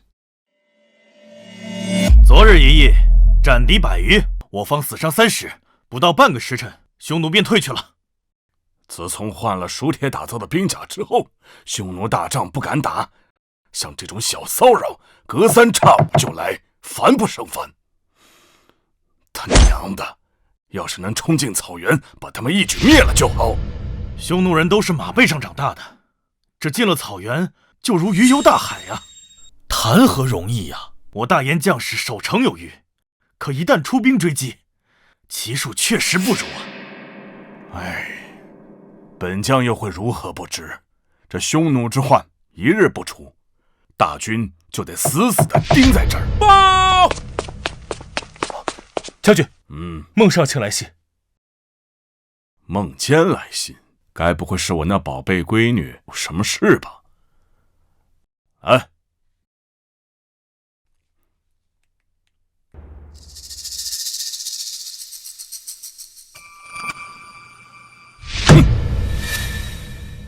静儿那丫头跑到北疆来做事，这是她该来的地方吗？将军的千金为何来此地？这是为何呀？哼，说是要送个刚入伍的小子，哼，本将倒是要好好看看，是哪个鳖孙害得老子宝贝闺女千里迢迢的跑一趟。于叔和胡儿最近在做什么呀？回陛下，公子于叔依旧与一般一样，还是读书学习，而公子胡儿最近似乎迷恋了微服出宫，在外还与人起了几次冲突啊，好在事情都没有闹大。还有就是别吞吞吐吐的，有话就说。是陛下，胡儿殿下最近时常往孟府跑，说是钦佩孟大将军为国戍边，还以此为由送了孟府上下许多东西。哼，拙劣！他若真是钦佩，为何不说去军中历练一番呢？大燕的天下是陛下亲手打下来的，陛下自然看重在行伍中历练。只可惜宫中这2位皇子都悟不到这一点，反倒是公子彻主动提出。陛下，胡儿殿下最近时常向臣与李大人、孟大人询问公子彻的情况，似乎是起了不小的疑心，此事恐怕再也瞒不住了呀。无妨，彻儿若真能在军中收获军心，建立威望，那等他回来的时候，便也无需再隐藏他的身份了。陛下是说要将公子彻接回宫，给他皇子的身份？陛下圣明。别激动得太早啊！军中只看能不能杀敌立功，想收获军心，哪有那么简单啊？是。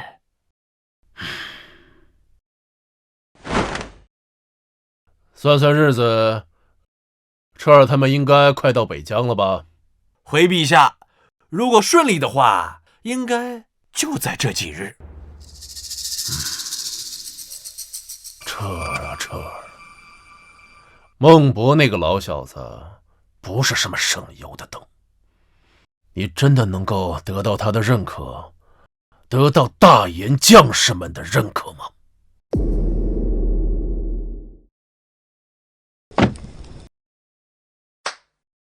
哎，这里就是北疆，父亲和30万大军就是在这样荒凉的地方与匈奴斗争的吗？是啊，大军也辛苦啊，军费开销这么大，还是直接消灭匈奴，一劳永逸的好啊。说的简单，要是真能做到，30万大军何须时时刻刻都扎在这里？哎，所以我不就来了吗？这就是你说要交给爹的东西啊？究竟是什么？这个呀，是我们庄子里打造的东西，里面有马鞍呀、马蹄呀，各种。静儿，哎呀，静儿，我的静儿，爹，静儿，我的静儿啊！爹，哎呀，静儿，可想死爹了，快给爹看看瘦了没有啊！爹，我都想死你了，你都好久没有回过家了，静儿都怕爹忘了静儿的模样了。这怎么可能？爹就是忘了全天下，那也不能忘了我的静儿啊！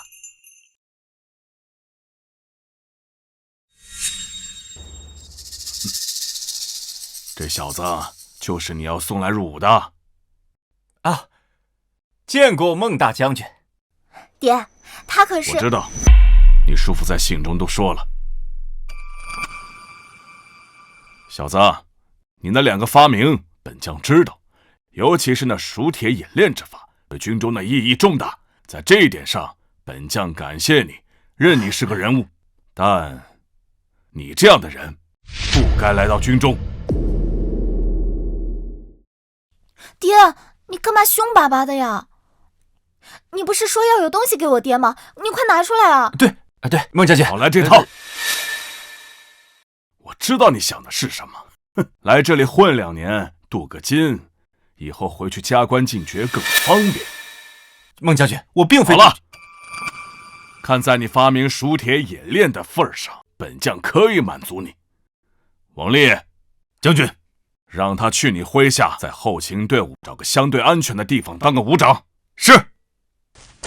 如果有合适的机会，本将会想办法给你2个小军功，就当感谢你的熟铁冶炼之法。哎呀，孟将军，我……另外，不管你有多么了不起，有多大的背景，都不许打我静儿的主意。哎，孟将军，我，你跟我来吧。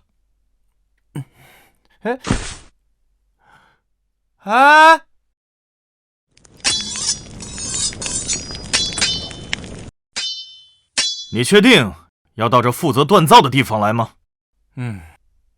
就这儿吧。行啊，小子，你倒是挑了个好地方啊！这个地方连匈奴的影子都看不到，是个镀金的好地方。走啊！都停一下！王校尉，您怎么亲自来了？还带了个娃娃来了。这是你们的新伍长，都互相认识一下吧。我还有事，先走了。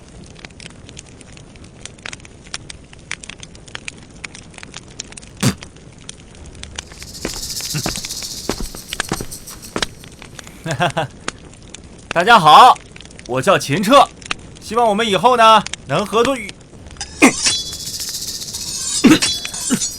快！看来在军营当中啊，哪怕只是后勤，想要收获人心，也并不是那么容易的。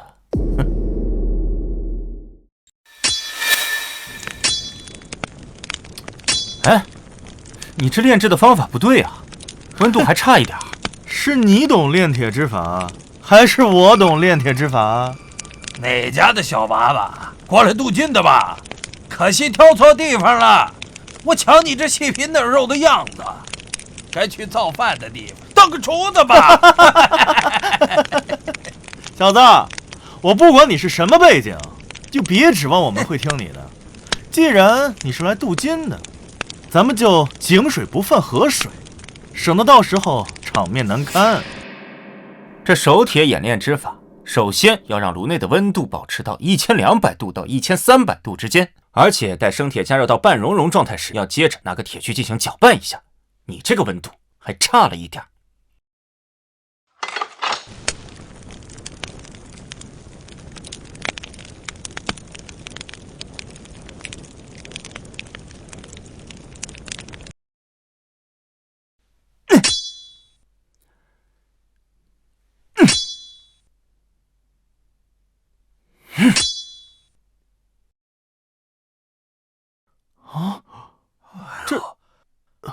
这确实不错呀，好像比老大练的还好。你看，难道你也会手铁冶炼之法？这冶炼之法就是我发明的。发明的是他呀！这你说什么？真的假的？什么？会吧？你是那个青年才俊大长脸啊？你所以是你懂铁炼之法，还是我懂啊？信啊！好了，诸位啊，我来这里呢，并不是为了镀金，我来这里是要为大研军队做事，是来打匈奴的啊！只要诸位配合我，保准你们能拿下军功。我们不过就是负责锻造、维护将士们的武器装备，立什么功啊？就是啊，撑死了就是每年盘点的时候，上面给些奖赏嘛。是啊，对啊，对。来，走。啊，什么这是？来，看好了啊，这些就是能让我们锻造房立功的东西。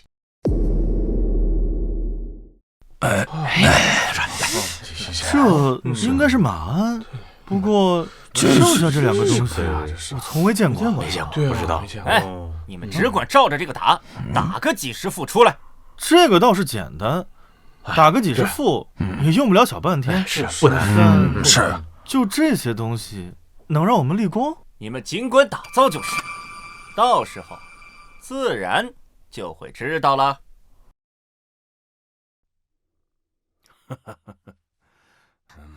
爹，你干嘛对秦城那副态度啊？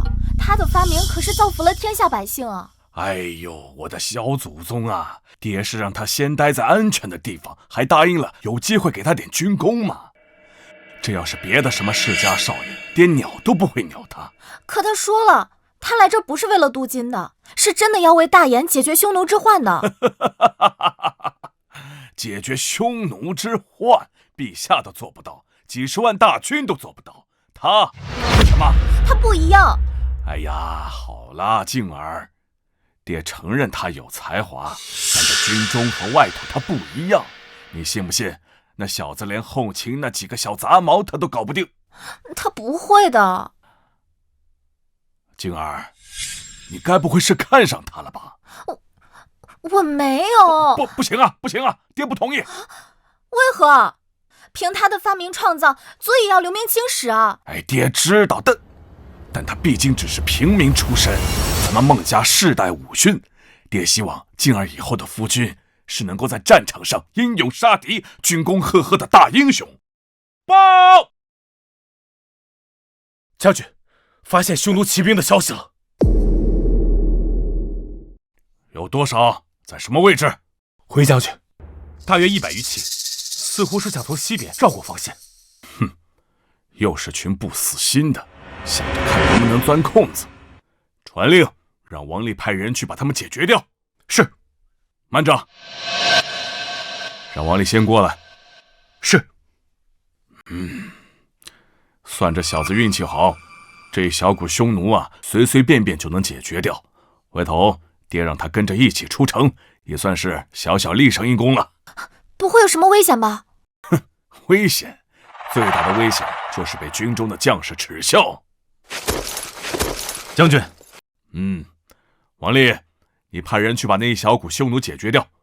记着，给那小子派个几十号人，回头等打得差不多了，让他领着人在匈奴的屁股后面象征性的追一追，这军功就算他头上吧。行，反正像这种小功劳，其他将士也不屑。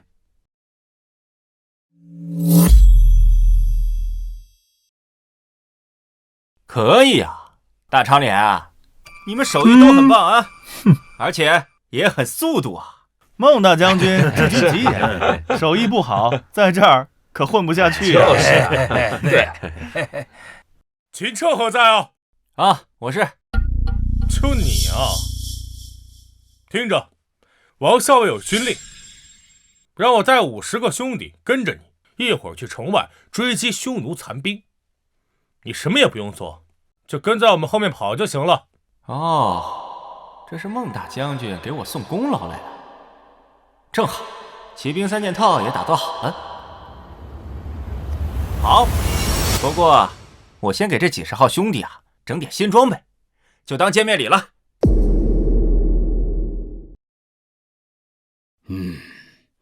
王烈，都安排好了吗？哎，将军放心，区100匈奴而已。我已命人往这个方向追赶了。待到此处，我便让那小子象征性的出去追一下。孟将军，这是又来镀金的富家公子了。希望那位公子不至于吓得从马上掉下去。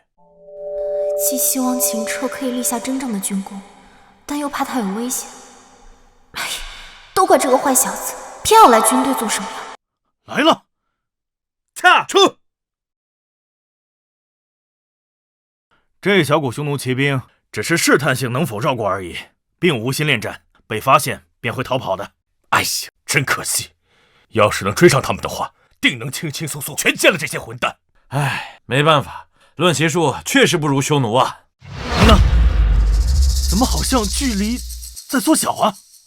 王烈，你这支小队安排的都是什么人？就是普通的骑兵而已，我临时调过的50余骑。这不可能！难道是匈奴受过重伤，跑不快了？不是匈奴慢了，是我们的骑兵快了。是秦彻，一定是秦彻想的办法，让大颜的骑兵变得更快了。不可能，他才刚来1天，这骑兵的速度怎么可能跟他有关系呢？依旧是我大颜的战马和骑兵，怎么会突然跑这么快？本将戍边这么多年，还从未见过大颜的骑兵能够追上匈奴的骑兵。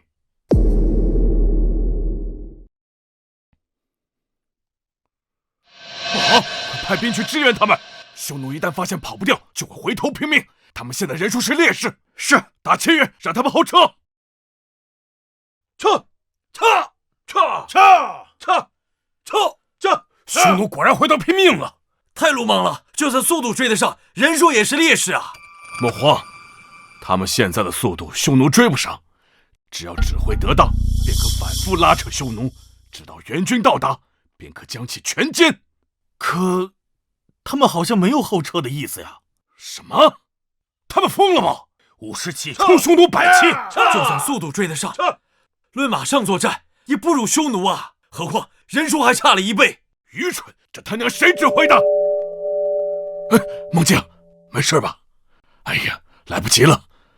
就算援军现在抵达，他们已经碰在一起了。等等，他们好像在放箭，他们在马上骑这不可能！骑在马上，光是腾出一只手就已经十分勉强，怎么还能双手搭弓放箭？王校尉，你是怎么训练出如此精锐的队伍啊？我也不知道啊，我只是临时随便调拨了50余骑而已。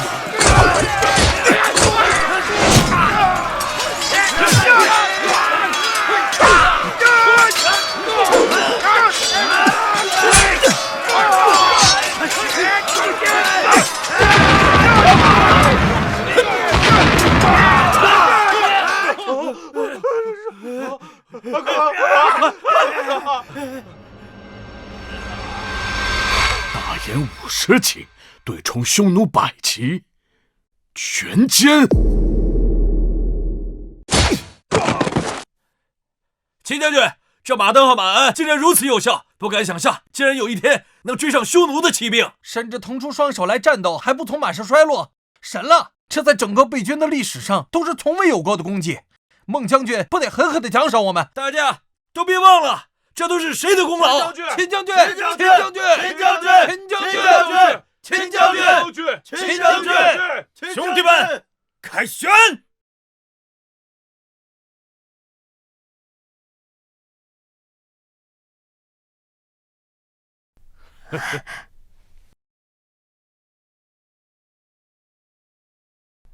秦彻，报告将军，校尉，此番出城50骑，全歼匈奴100余骑，无人受伤。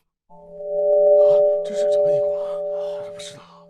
50余骑零伤亡，全歼100骑，难以想象啊！很好，尔等当即大功，是谁指挥的？快说说是如何做到的？报告将军，我等能做到这些的，全是因为秦彻。什么？不是交代过了吗？像这种小功劳，让也就罢了，这等前所未有的大功劳，就不能让了呀！不，校尉，我等并未让功，此一功劳不在我等，在秦彻。功在秦彻，秦彻，功在秦彻，秦彻，功在秦彻，秦彻，功在秦彻。谢孟将军给机会。幸不辱使命。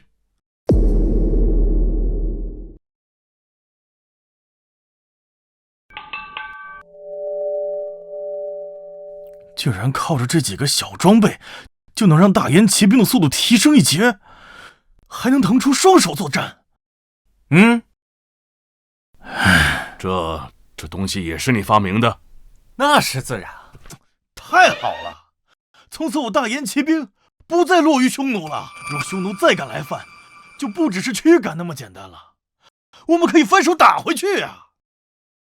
我以为此人能发明出炼制熟铁之法，便已经是天纵奇才，没想到他竟然还能发明出这种直接改变战争格局的东西，进而这么相信他，不是没有道理。秦公子，本将先前对你的看法和态度郑重道歉。第一次见孟将军竟然会对一个晚辈认错。哎呀，孟将军，你这是干什么呀？再说了，咱们大家都是为了大燕的百姓啊！哎，对，好一个为大燕百姓！孟将军，王校尉，这些装备啊，咱们还得尽快的打造，尽快的给咱们北军给装备上，不然只要见过一次，定能回去复制8、9不离10啊！哦，怪不得你们今天要将那队马队全歼啊！这要是跑了1、2个，那这马邓、马恩的妙处，不就被他们知道了吗？对呀。传令，全军所有工匠轮流倒班，歇人不歇炉，全力打造这马鞍、马镫、马蹄铁。诺。秦彻，此番你立了大功，这几样东西的价值远超数10万大军。本将现在任命你为军侯，统领整个北军的后勤生产锻造事宜。定不辱使命。孟将军，我有一事相求。哦，但说无妨。我想让将军修书一封，以大燕北军大将军的身份，向陛下讨要一些东西。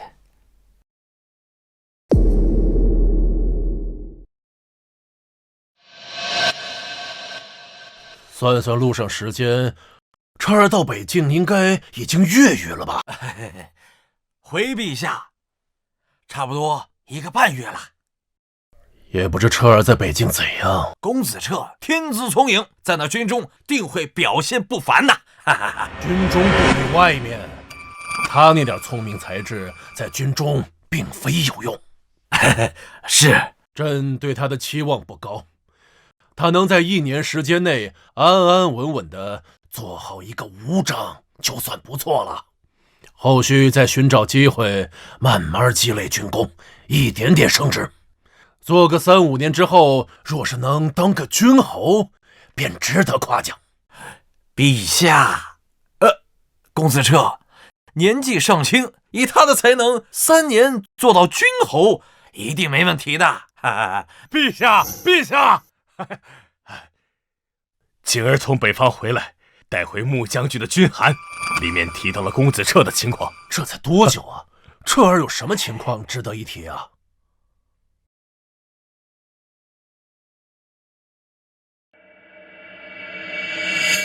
孟坚，你该不会是将彻儿的身份透露给孟博了吧？臣不敢。静儿和孟将军绝对不知道公子彻的真实身份。莫非公子彻冲撞了孟将军？应该不至于吧？哼，难说。这小子时常没大没小的。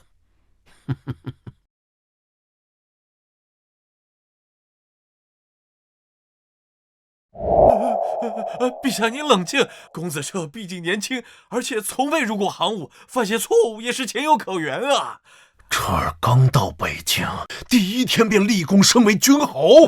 哎呀，陛下，来日方长，公子他一定会……啊？什么？军侯1天？这怎么可能啊？王坚，你好大的胆子！竟然敢伪造军函，还编造的如此离谱！陛下明察，臣万万不敢。这的确是北军的军函啊！你当这是傻子吗？1天时间，他竟然从武长做到了军侯，难道他砍了匈奴王不成？陛下，这确实是真的军函啊！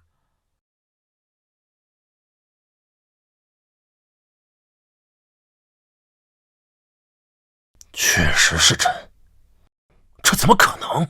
莫非是孟将军搞错了？不，里面说彻儿发明了马镫、马蹄铁的东西。马镫，还改良了马鞍，令大颜的骑兵从此以后不弱于匈奴，还以50骑对抗匈奴100骑。啊！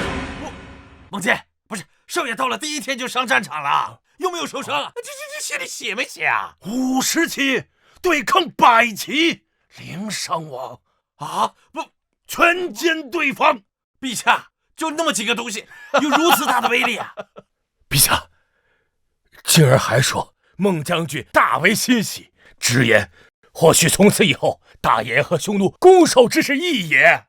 攻守之势一也，攻守之势一也。好，真的好彻儿啊！这是又给他父皇一个大大的惊喜呀！恭喜陛下，贺喜陛下！公子彻不仅擅长发明创造，在治国之上那更是胜过李相啊！如今在军队中也表现优异，实乃我大颜之幸啊！有此龙子，我大颜江山永固。好，好，好！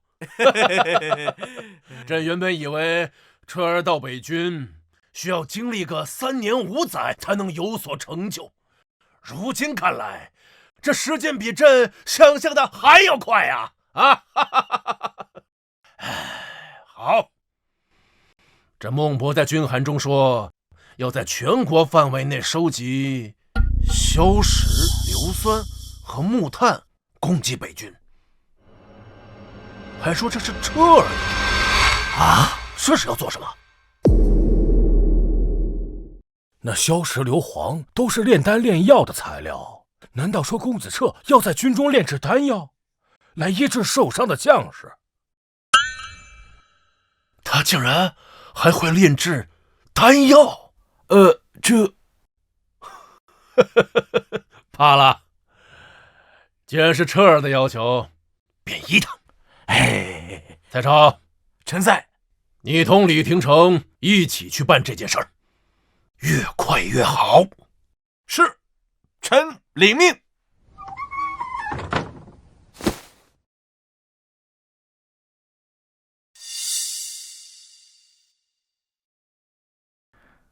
殿下，近来陛下在小书房中议事的次数越来越多，可是从来没叫过您呢。还有您老师蔡大人，好像对您也是日渐疏远。那又能怎么样？父皇一定有他的考量，而且大皇子也同样未参与议政啊。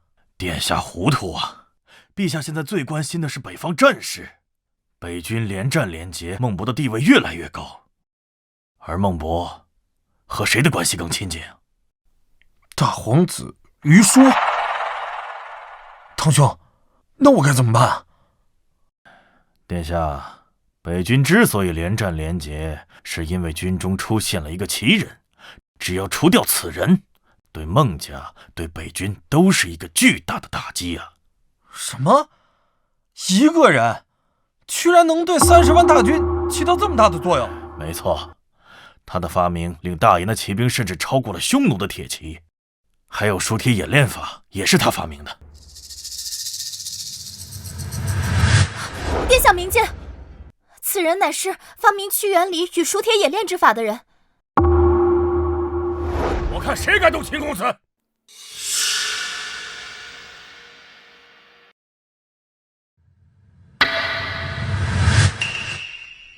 是他！看来殿下见过此人了。对，而且父皇带着蔡大人、李大人、孟大人一同出宫去找他。殿下，由此可见此人之重要啊！只要除掉此子，如断孟家一臂啊！那我该怎么办？堂兄，你可一定要帮帮我呀！啊！殿下莫慌，既然此人在军中，那我们借军中之人做些手脚，借匈奴的手斩杀此子。对，杀了他，一定要把他杀了，以绝后患。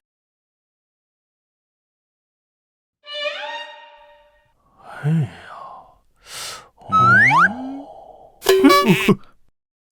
秦彻，这就是你所说的火药？你让孟将军收集硝石、硫磺什么的，就是为了做这个？不错，这么小一个东西啊，里面加些碎铁片，足以炸伤半径10丈左右的敌人。10丈？10丈？就这么个小玩意儿？我不信。你个野猪，拼不了细糠的玩意儿！我跟你说，这玩意儿在你10丈之内爆炸，不说要你命，也要让你缺胳膊断腿。当真这么厉害啊？这是什么法术不成吗？哎呀！报！王校尉，探子侦查到10里外有200余骑匈奴，鬼鬼祟祟的在游走，不知道在做些什么。这些匈奴真是烦不胜烦！传令，调拨500骑出城，速速将其歼灭。去，是。来，回来。记住，一定要全歼，不能让他们跑回去。是。等会儿，带些人跟你一块儿去，正好让你开开眼界。这，好吧，注意安全，走。殿下盯上的那个人要出城迎战了，你速速去通知匈奴大军前来埋伏。是。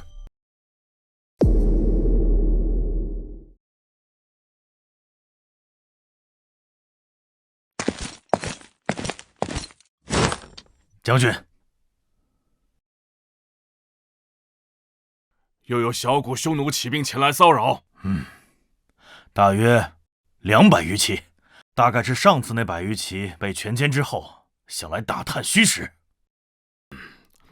现在马登等物还未装备全军，你尽量不要让他们逃回去了。属下已经叮嘱过了。另外，秦君侯带了几十骑也出城追击去了，说是要展示一下他新发明的火药。火药是何物啊？属下也不知，只知道是普通陶罐大小。秦君侯却说能杀伤半径10丈的敌人。陶罐大小，杀伤10丈，全天下怎么可能会有这样的东西？想要这么大范围的杀伤，只有投石炮投出的巨石。是啊，属下也觉得颇为离奇呀。若真有这种东西，再加上马镫之物，那荡平草原岂不是轻而易举吗？报！将军，城外20里发现匈奴大军埋伏，粗略估算约2000余骑。我们出城追击的队伍冲着那里去了。什么？自从装备熟铁冶炼的兵甲之后，匈奴就从未有过如此大规模的聚集了。现在不是考虑这个的时候。王力，你亲率已装备的马登马鞍的3000骑兵出城支援，快！是。将军，匈奴大军埋伏的位置太远，秦军侯那500骑，怕是救不回来了。清澈，你才给大军带来那么大的惊喜，难道就要战死沙场了吗？哎！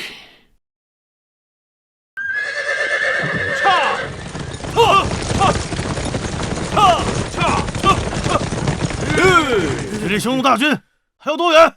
大约还有5、6里地。咱们派出的500骑，怕是救不回来了。是啊，哪怕装备了马鞍马镫，可是500骑对2000骑也是毫无胜算。可惜了，秦军侯少年英杰，竟早早的牺牲了。大旗号，加速，全军进行军，快！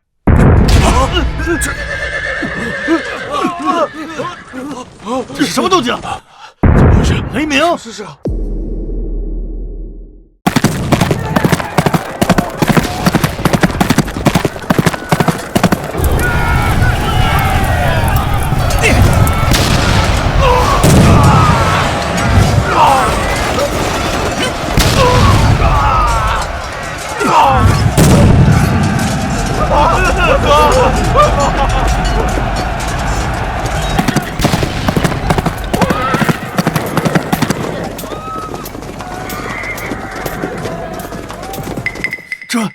这是什么情况？哟，老王，来的倒挺快啊！这是，这就是火药。这简直是神仙手段啊！这些陶罐怎么会爆炸？这是什么法术？这是有仙人相助了吗？仙人个屁呀！匈奴都要跑了，赶紧去追呀！哦，对，大旗号，追击残军匈奴，快走！撤！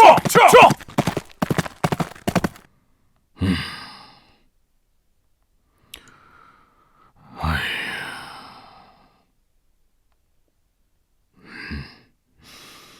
呀，那500骑怕是凶多吉少了，可惜了秦军侯少年英才呀！将军，王烈，你也不要太难过，总有一天我们要杀进草原，把那些匈奴屠个干净，为秦军侯报仇。不是，将军，秦军侯还没死呀。当真？秦军侯竟然活了下来！不仅活下来了，500人把2000人打的是人仰马翻呐！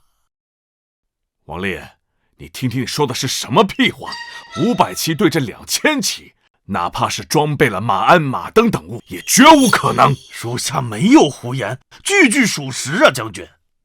秦军侯发明的火药声若雷鸣，能发出冲天火光，把那匈奴人炸的是肝胆俱裂，溃不成军呐！那火药竟有如此威力，千真万确。那秦军侯就像是天神下凡，能掌控雷电和烈焰。您是不知道啊，吓得匈奴大军中甚至有人当即跪地求饶，还以为是遭了天谴呢。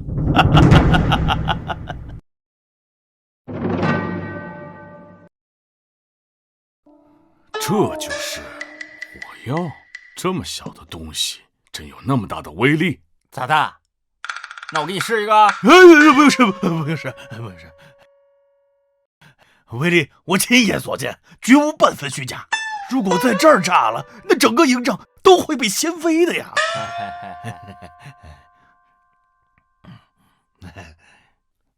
秦军侯，今日你又立了个大功啊！经此一役，你的名号怕是要传遍整个北军吧？哎，都是同胞，说那个对吧？原以为只是个来镀金的子弟，没想到竟然给北军带来了这么大的惊喜。500骑对2000骑，难以想象呢！这火药的发明意义太过于重大，本将不敢随意定夺你的功劳，必须上呈陛下才好决定。你得多等待一些时日了。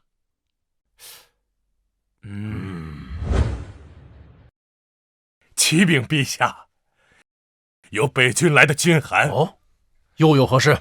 嘿嘿嘿，陛下，该不会是公子车又立了什么新功吧？朕当那军功是大白菜呀！公子车的确立了大功，功劳之大，该如何奖赏孟将军都无法定，所以才上呈陛下。啊，不是，什么军功？就连孟博这个镇北大将军，他都定夺不了。火药，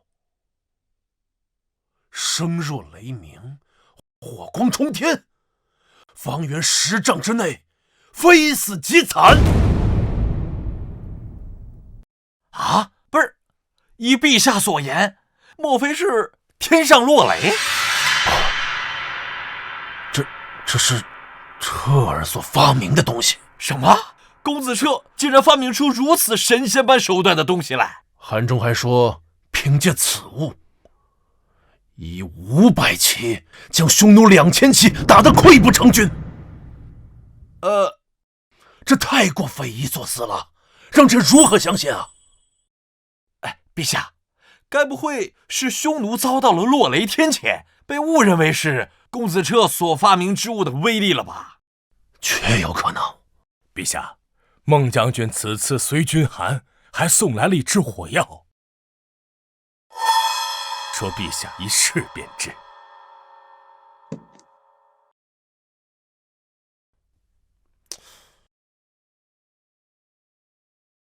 幸好大哥想得周到，不然光凭军函上的描述，这谁敢相信呀？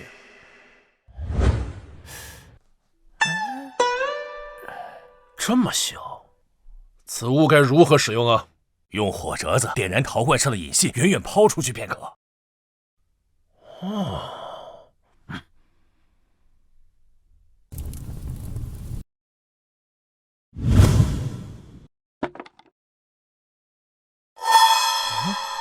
父皇，他在此做甚？摘这些稻草人做什么？不管了，许久没和父皇私下里说说话了，赶紧先去打个招呼。父皇！父皇今日好兴致啊！云老师和孟大人在宫中一起散心，怎么不叫孩儿一起呀？孩儿好帮您捶捶腿、揉揉肩呢。父皇，殿下不要过来，不要过来！啊！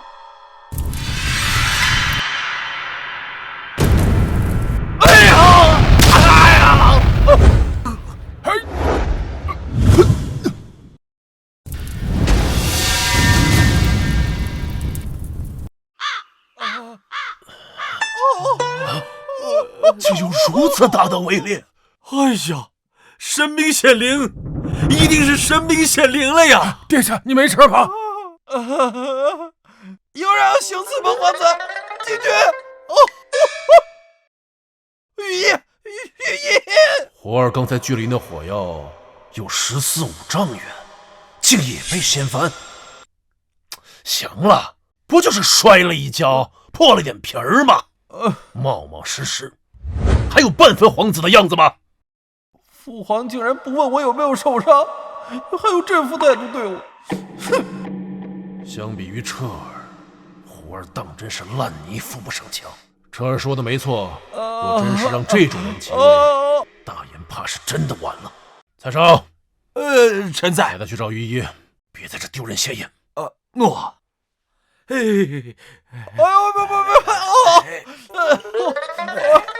公子快起来！父皇，这不明摆着有人在宫中要谋害孩儿吗？你都不管吗？蠢货，眼光比盘子还浅。这些年，你可也为大燕做过半分功绩，有何谋害的价值？蔡少，赶快给他带走！是，快走！殿下走吧，殿下。走了。每当朕以为彻儿不能再做得更好的时候，他却总会再给朕出乎意料的惊喜。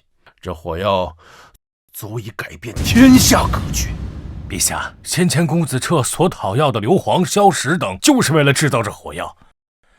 依公子彻所言，这火药造价并不昂贵，完全可以大批量的生产。大批量生产，那再加上马镫等物，岂不是说，依孟将军所言，或可永绝匈奴之患？永绝匈奴之患！没错，陛下。孟将军说，马镫之物已经全军装备，火药也在大规模的生产。公子彻还改造了军弩，称之为神臂弩，威力更大，操作更简单。现在我北军铁骑已远胜匈奴，永绝匈奴之患！永绝匈奴之患！匈奴为患多年，我大言不得不增加更多的人力财力，驻扎大军，修建长城，负担极重。没想到啊，朕在有生之年，竟然能看到永绝匈奴之患。请陛下下诏。好，封孟博为征北大将军，北军改为征北军，不日开拔，永绝匈奴之患。封前彻为校尉，统兵2000。陛下圣明。等彻儿回来后，朕要昭告天下，他是朕的儿子，他也将会是大言的太子。哎呀，轻点，你这个蠢货，信不信本王杀了你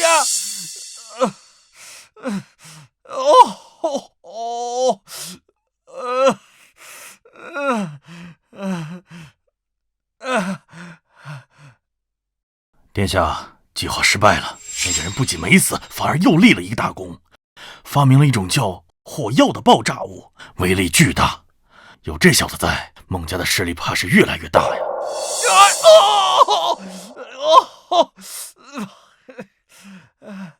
原来是那个小子，就是他，害得本皇子这么狼狈。殿下，在军中下手怕是没有机会了，只能等那小子何时要回京城，我们再伺机而动了。只要能除掉他，就如同断孟家一臂。无论用任何方法，我要让他死，让他死！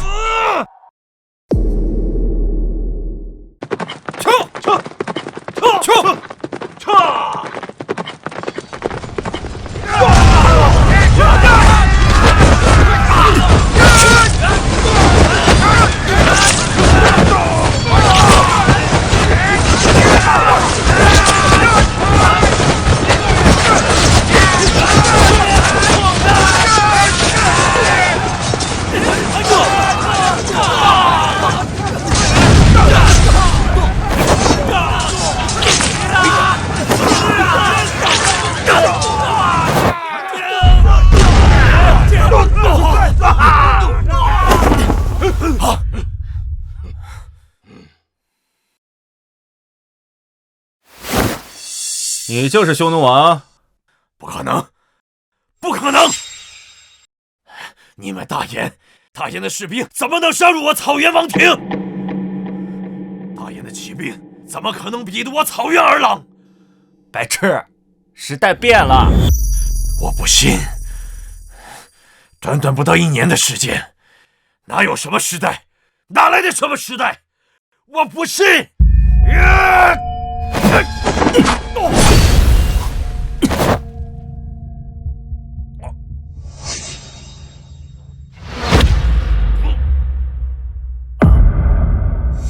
我就是时代！清撤！清撤！清撤！清撤！清撤！清撤！清撤！秦将军好！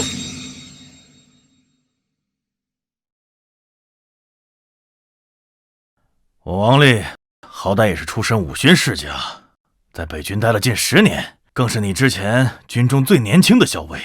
可如今跟你站在一起，我就像个透明人似的。老王啊，你也不要妄自菲薄。再说，没有你这绿叶，怎么衬得出我这红花呢？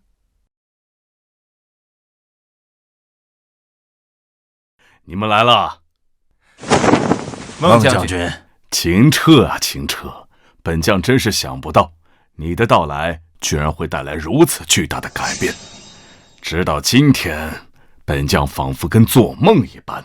是啊，这谁能想到，拖累我们这么多年的匈奴，不到1年的时间灰飞烟灭了。而且啊，大燕的版图扩大了许多呀。哎，这才哪跟哪儿啊！以后啊，全世界只有一个大燕。好了，本将还得待在北疆收尾，你们早点上路吧。秦彻这军功，等你们回到京城后，让陛下亲自给你册封。孟将军告辞。那个，回去之后，帮我多照看点静儿。嗯。你发明了马镫、火药、神臂弩，又是第一个踏破匈奴王庭、斩首匈奴王的，这功劳恐怕陛下是直接给你封个侯了吧？哼，功名于我如浮云，只不过都是为了全天下百姓。等扶持老爹上皇位，我就是太子了，还要啥爵位？你要是封了侯，那就是大燕历史上最年轻的侯爵了。这一脚踏进了世家权贵啊！唉，匈奴啊，是大燕的外患，世家权贵才是大燕的内忧。世家权贵怎么了？嗨，你不懂。等回去之后啊，我就要处理朝堂上世家权贵的问题，有的忙喽。啊？为什么要让你处理啊？哎，还不都是为了我那不争气的老爹啊？我不解决，难道之后等着他解决吗？你爹？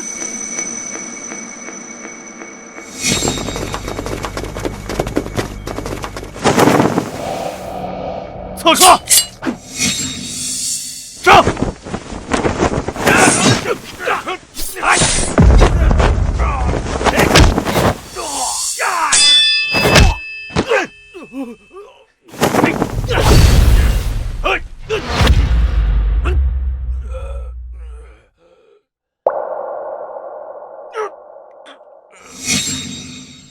竟如此果决，哪里来的死士？为何冲着我们来？他不是冲我们来的，而是冲着孟将军来的。哦，也是，你是孟将军手下，此番又立大功，将来必定是加官进爵啊！杀了你，对孟将军也是一种巨大打击啊！嗨，这就是我刚才说的，世家权贵是大燕的内忧。他们把所有的精力全都用来扩大自己手中的权贵，根本不会想着为天下的百姓去做事。好大的胆子！竟然有人敢在路上行刺凯旋归来的大燕将领！啊！陛下，那公子彻没事吧？没事，刺客见行刺不成，当场自尽，一个活口都没留下。啊！如此决绝，这是哪家养的死士吧？彻儿的身份还未暴露，这次刺杀应当是冲着孟家去的。平定匈奴，孟伯立大功，定是有人担心破了朝堂上的平衡，故行此手段。一些尸位素餐的败类，只会不择手段打压政敌，根本没人管这天下怎样。陛下，要不派禁军前去接应公子彻他们？不必。彻儿和王立兵分两路，为辅抄小路，分别回了京城。传孟坚前来。齐伯，小蝶，少爷我回来啦！少爷，少爷，少爷，你可终于回来了！哎，怎么这么想少爷啊？要不少爷今天晚上赏你，给我暖被窝？少爷一回来就使坏。少爷啊，你可回来了！哎，你今天晚上怎么自己回来了？听说你在北方立了大功，我还以为你会光荣凯旋呢。哎呀，别提这个了。哎，对了，我之前让人送回来的信件，收到了没有？啊，您稍等啊。哎，少爷，你看，这就是按照你信里说的那些材料，和那个法子，经过几次尝试，终于做成了又好又便宜的纸。少爷，你这是又要做卖纸的生意了吗？生意啊，不，这是颠覆世家权贵的武器。又失败了，那小子怎么还没死？照这样下去，还有谁能镇压住孟家跟那小子啊？事已至此，只能在朝堂上想办法了。朝堂？没错，朝堂上至少有半数以上的世家权贵是站在我们这边。只要在朝堂上施加点压力，定能让那小子跟孟家不好过。可是，父皇似乎很支持孟家呀。陛下呢，是不可能靠一个人治理整个大燕的，他终究要依靠这些世家权贵。只要朝堂在，世家权贵就不会倒；只要世家权贵还在，那整个大燕终究还是殿下您的呀。哼！这一群混蛋越发嚣张，竟敢在朝堂上顶撞朕！陛下，那秦彻出身贫贱，且尚不及20岁，万不可封侯拜将。大燕从未有如此先例。陛下，孟大将军贸然出兵，这般冒取实不可取。稍有闪失，便是将大燕置于万劫不复之地。臣以为应当撤了他的大将军职。臣附议。身为将军，为国征战本就是分内之事。臣以为，无论是孟将军还是那秦彻，都还不到论功行赏的时候。这些人担心灭兄之功令孟家势大，自然会极力打压。陛下明鉴，我孟家一心为国，绝没有别的想法。朕以为，大燕最大的敌人是匈奴，灭了匈奴，朕才越来越清楚，大燕的心头之患不在外边，而在这朝堂之上，就在这群京城世家当中。匈奴可灭，世家难除啊！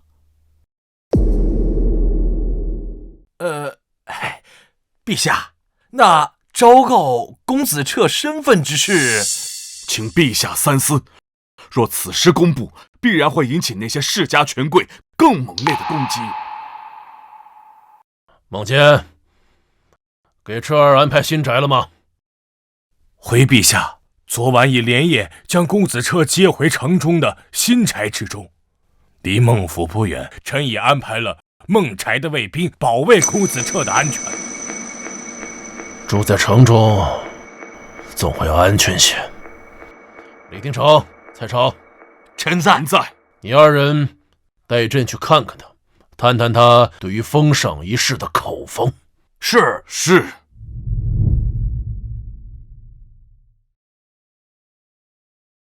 哎呦，轻点啊，千万别磕坏了。哎，花盆也要小心点啊，别打碎了啊。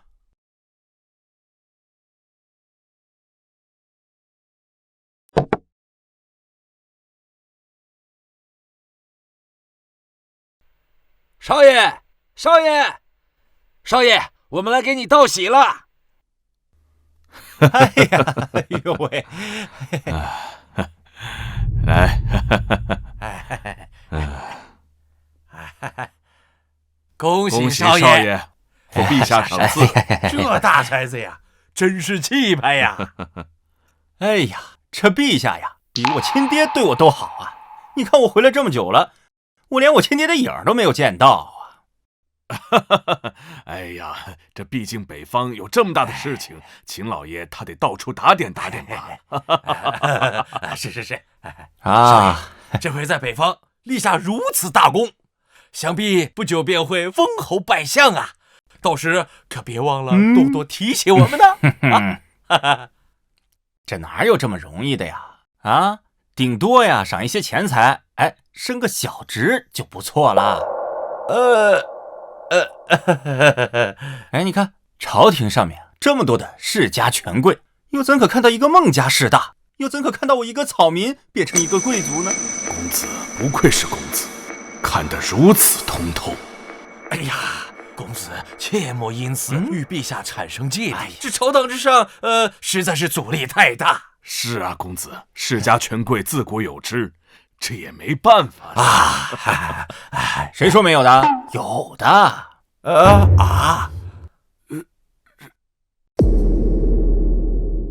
哎呀，公子莫要说笑了。这自古以来，世家权贵便是朝堂的一部分嘛，怎么能说除掉便能除掉呢？是啊，公子还是小瞧了世家权贵的能量啊。不过也难怪，毕竟公子啊，从来没有接触过朝堂啊。是。那公子好生休息，我俩还有要事要忙，先行告辞了。先行告辞啊。不送啊。目光短浅哟，这世家根基啊，在垄断知识，从而垄断官位。只要降低知识传播的成本，自然就会动摇世家根基。少爷，我给几家售卖纸笔的商家送了样品，您做的纸张品质更好，成本更低，一定畅销啊！好，启博，你告诉他们，我要纸张卖到现金5倍的价格啊！5倍？少爷，您不是说这造纸术不是为赚钱吗？哎呀，我不赚穷人的钱，这纸张的生意都是那些世家权贵在，他们害少爷我的封赏没了，我不得在他们身上收点利息吗？少爷这是想坑权贵。只是咱们的纸虽好，但也没好到5倍的价格呀。这权贵会买吗？山人自有妙计。还是堂兄有手段啊！不管是孟家还是那小子，到最后都没有捞到太大的封赏。意料之中罢了。陛下呢，是不可能不顾虑这些世家们的意志的。我听说那个叫秦彻的小子，正在满大街的推销他做的纸张呢。商人终究是商人，下贱。我已经叮嘱了所有做纸张生意的世家，包括自家的商行，都不会进他一张纸。他敢把纸张卖那么贵，我就让他一张都卖不出去。好，大人不好了！京城的纸张这几天忽然卖断了货，朱家的商行已经在偷偷的从那个秦彻那儿进货了。怎么可能啊？这纸张的需求向来不高，怎么会卖到货的呢？这段时间，坊间出现了一部叫做《西游记》的传说故事，人们看入了迷，纷纷要买纸誊抄。一时间，整个京城的纸价飞涨，如今价格已经翻了10倍有余啊！一部传说故事怎么会如此夸张呢？一点也不夸张啊，大人！朱家的商行这2天已经赚得盆满钵满了，咱家要是再不跟上，这钱恐怕都要让他们给赚完了呀！堂兄，你赶快想办法制止啊！可千万别让那小子赚钱啊！怎么制止啊？这断人财路如同杀人父母啊！通知下去，让咱们的商行也去进货，他有多少进多少，不用考虑价格。是，快去！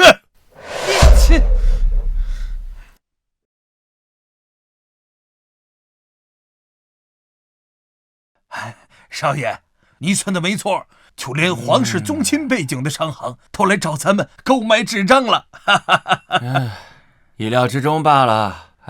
怎么样？咱们的货卖了多少啊？哎呀，几乎都卖空了。我涨了2成价，也都卖空了，一个个都跟疯了似的，就怕抢不到的。少爷，你先跟我说说，那孙猴子被如来抓住之后，到底怎么样了？人家晚上都睡不着了。想知道啊？可想了，现在整个京城的人都在讨论呢，所有人都想知道。好，那就打明儿起，让全天下的人都知道《西游记》断更了。断更？为何呀？这一断更，那纸就不好卖了呀。齐伯，赚钱脑子都转昏了吧？还记得一开始本少要跟你说的什么吗？哦，对，让百姓用上更便宜的纸。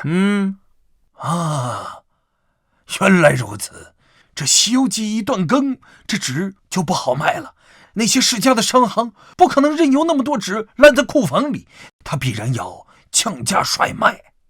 没错啊，少爷，你真的不写了吗？我好想知道后面到底怎么样了。晚上来我被窝，我偷偷告诉你啊。少爷讨厌。看来我来的不是时候啊。不，孟小姐，你来的正是时候。哼，正经。这么晚叫人把我喊过来做甚啊？从明天开始，囤在你家商行的纸张开始低价倾销。你确定？确定，最低价。来，干杯！干！哎呀，这一波纸张价格疯涨，好歹是让咱们赶上了。我可是囤了12万两银子的货呀，不知诸位怎么样啊？哎呀，还是你们下手快呀！我只囤到了7万两，恐怕呀赚不了许多喽。哎，这就得怨秦大人了。要不是他叮嘱别进那小子的货，怎么会进货慢了呢？哎呀，我也没想到这纸张的价格会如此疯涨。我在这儿呢，自罚一杯，给大家赔个不是。不妨。反正现在整个京城所有的纸张都在咱们手里，那还怕赚不着钱吗？来喝酒，来，喝，不好了，大人，不好了，大人，不好了，纸价崩盘了。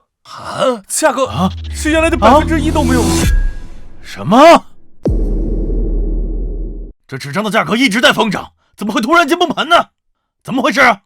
之前写《西游记》的那个人说，这本书不写了，人们不再腾抄，这纸自然也就卖不出去了。糟了，我可是囤了12万两银子的货，不行，我得赶紧脱手。来人，降价出售！你不能降价，你要降，大家就都完了呀！不降我还能怎么办？难道我要眼睁睁的看着我那12万两银子的货烂在库房里吗？哼！传令下去，所有纸张5折出售。3折，我们家3折，赶紧出手！快走！是大人，完了，全都完了呀！秦彻，是你逼我的。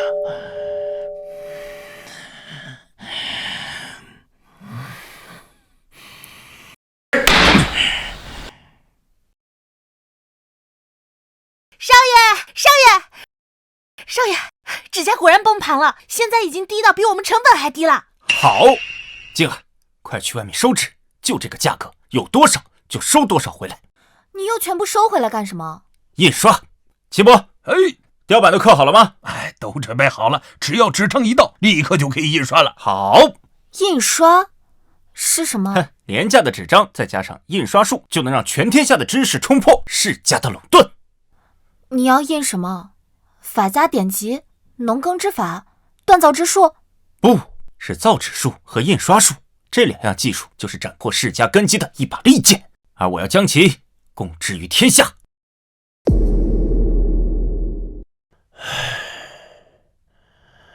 北方的事情终于算是基本理顺了。陛下如此勤勉，实乃我大人之幸啊。车儿已经回来好多天了，都没有时间去看他。想必他对封赏之事一定颇有怨言吧？陛下多虑了。公子彻如此聪慧，自然看得出那些都是世家权贵们阻挠，绝非陛下本意呀。世家之急早已累积1000年，岂是一朝一夕可以动摇的？罢了，随朕出宫去看看他吧。陛下，这是要告知公子彻真实身份了？是时候该告诉他了，也好让彻儿心里先有个底。不过昭告天下之事，还需等上一等。朝堂之上，还要与世家周旋一番呢。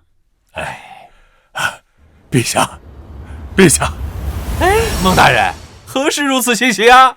陛下最近忙于政务，定不知道京城发生了天大的事啊！再大的事儿，还能比北方的事儿大吗？就是，从某种角度讲，当真不逊于平定匈奴。陛下，您看，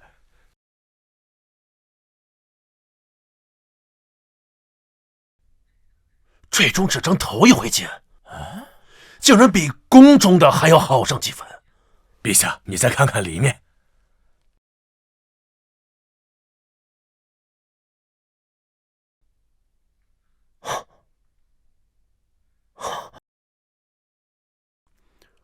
竟然有成本如此低廉的造纸之术，还有效率胜过誊钞100倍的印刷之术。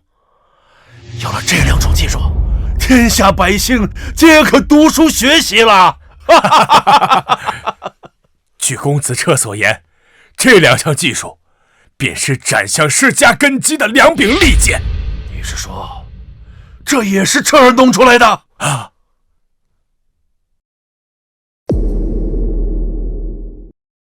哎呀，哎，慢走啊，客官。这文字真是……哎，陛下，万万没想到啊！彻儿刚从北方回来没几日，竟然又弄出了这么大的事情。是啊，陛下，真不敢想象，这有朝一日，全城最普通的百姓都能用上这么好的纸张。是啊，陛下。照这样下去，我大言势必将涌现出无数才学渊博之辈，朝堂之上再无需只依靠世家权贵了。这般了不起的技术，彻儿竟能毫无保留地公之于众。要不了多久，大爷人人能识字，人人有才学，还何惧世家权贵呀？走，去找彻儿。老爷，老爷您可来了。彻儿呢？朕有事要跟他说。老爷，少爷一大早就往城郊的庄子去了。请。秦兄，这就是你之前住的地方吗？怎么像是个公房似的？差不多吧。这里啊，就是我发家的地方。哎，对啊，拜托你件事儿。你说。你调些兵马过来，然后把从北疆跟我们一起回来的那帮兄弟都叫上。你调兵马做什么？我怕呀，有人狗急跳墙。但私调兵马可是重罪啊！你就说帮不帮我这个忙吧。忙。既然你都开口了，这北军谁敢不给你这个面子？就连陛下都欠你人情啊！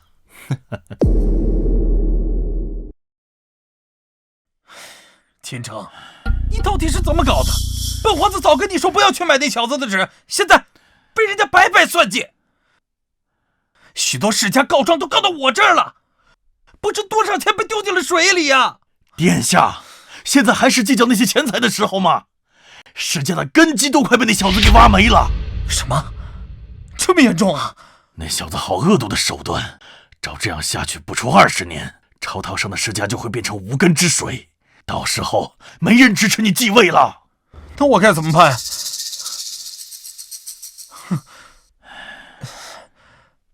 我们已经没有退路了，只能殊死一搏。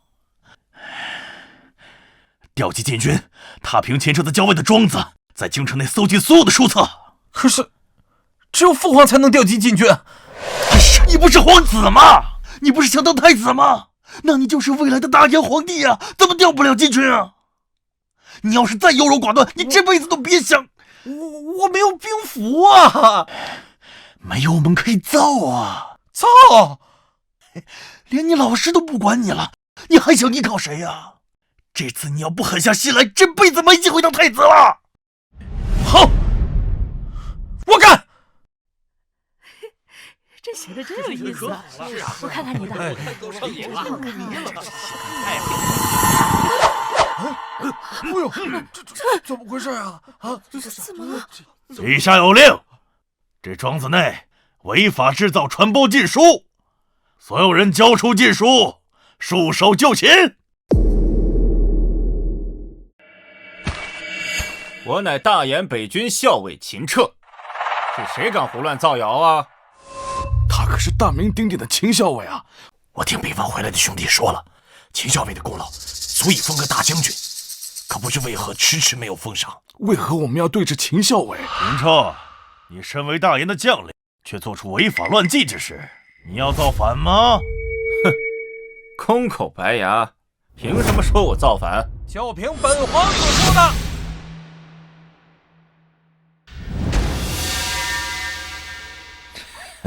吾乃大研皇子，此人在军中勾结匈奴，传播禁书，已是死罪。本皇子亲征讨贼，所有人全部退下。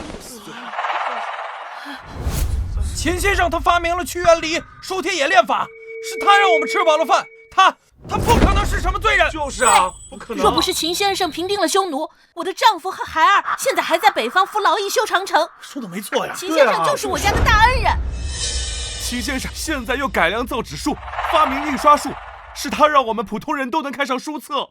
他分明是大研的大英雄。对，大英雄，大英雄，反了，都反了，都给本皇子杀光，将这些逆反之贼全部杀光，快呀！谁敢屠我大研百姓？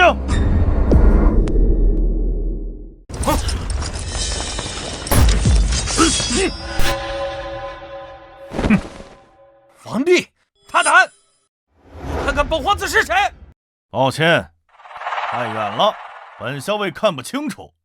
本校尉只看到为大研立下汗马功劳的北军校尉秦彻被不明军马所困。王立，大研的禁军你敢不认？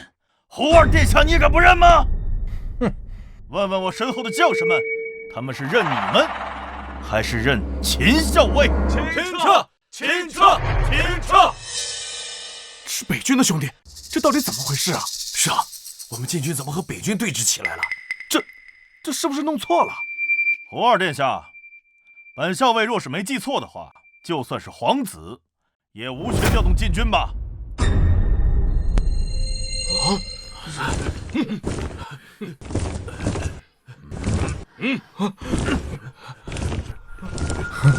谁说殿下没有权利的？陛下的诏书在此。诏书这陛下诏书，快跪下！你什么时候？闭嘴！事情没有退路了，只能把事做绝。陛下诏书怎么可能？王立，诏书在这儿，陛下命我等前来捉拿此子。你们要抗旨吗？有陛下诏书在此，我等自当听令。可是陛下为何要对秦校尉动手啊？不知道，咱们不能违抗军令。王立，还有所有北军将士们，陛下的诏书在此，怎么会这样？你们胆敢违抗，那便是死罪！你们胆敢违抗，那便是死罪！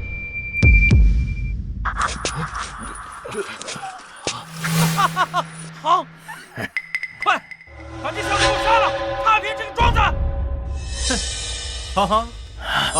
好，你胡二跟诏书过不去了是吗？啊，不是假诏就是伪造，随便举一块破布就是诏书了吗？哼，大胆！这就是父皇的诏书，你凭什么说是假的？秦彻，胡二殿下贵为大研的皇子，他的诏书是假的，难不成你有真的吗？别跟他废话了，快去把他杀了，把那些书册全部烧了，免得夜长梦多。所有禁军听令，陛下的诏书在此，没有半点虚假，速速拿下此子！胆敢违抗者，格杀勿论。是吗？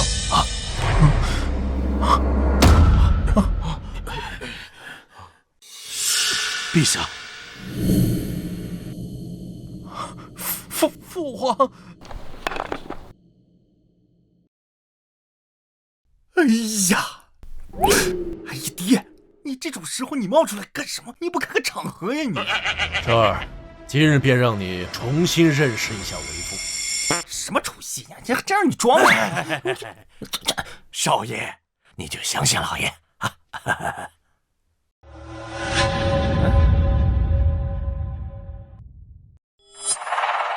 朕立于此，何人敢上前？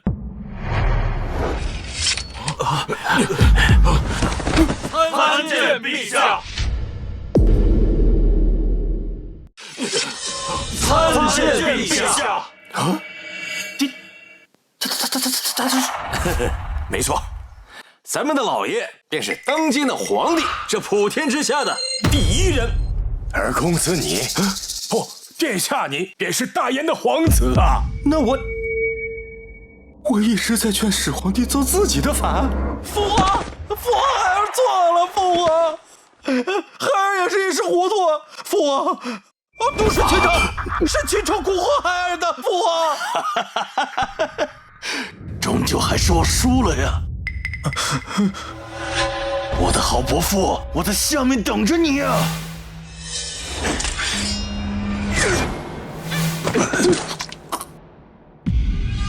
父皇，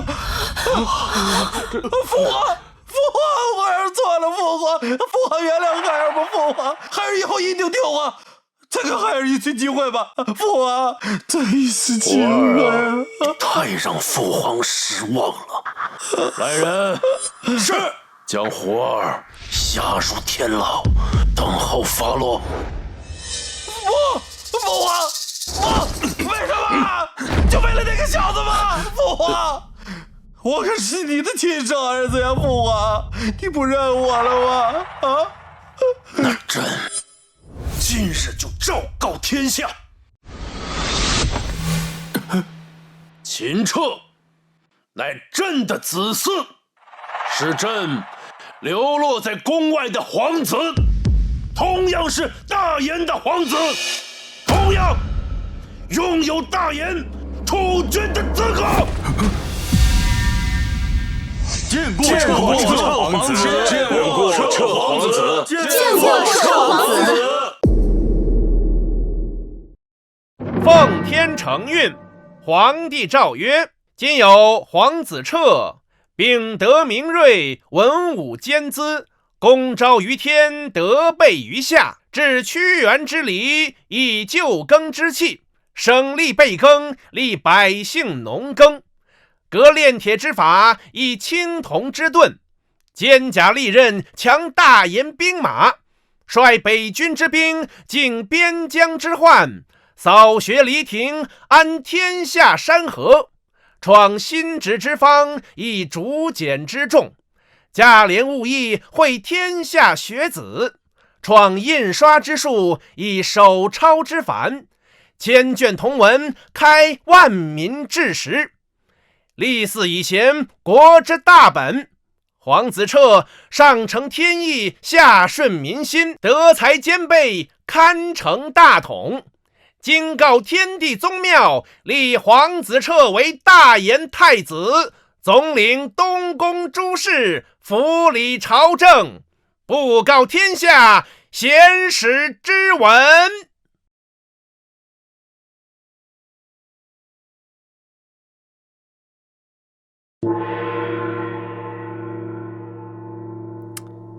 老天，你真是的，整这出你早点告诉我呀！早点告诉你，你还能拿出那么多好东西来吗？诸位，朕今日立皇子彻为大燕太子，令所谓正家而天下定，大将军孟博国之柱石，其女孟氏敬真敬贤淑，朕今赐婚太子彻与孟敬，册孟敬为太子妃，则即日成婚。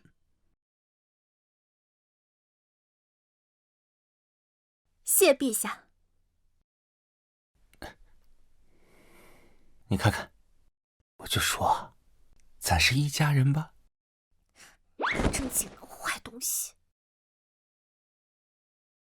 恭贺陛下！恭贺太子！恭贺太子妃！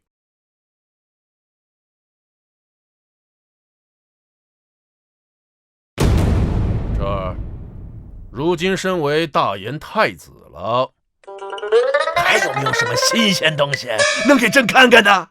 哎呀，老爹，你要早说你就是祖龙的话，我早拿出来了。哼哼，这是何物？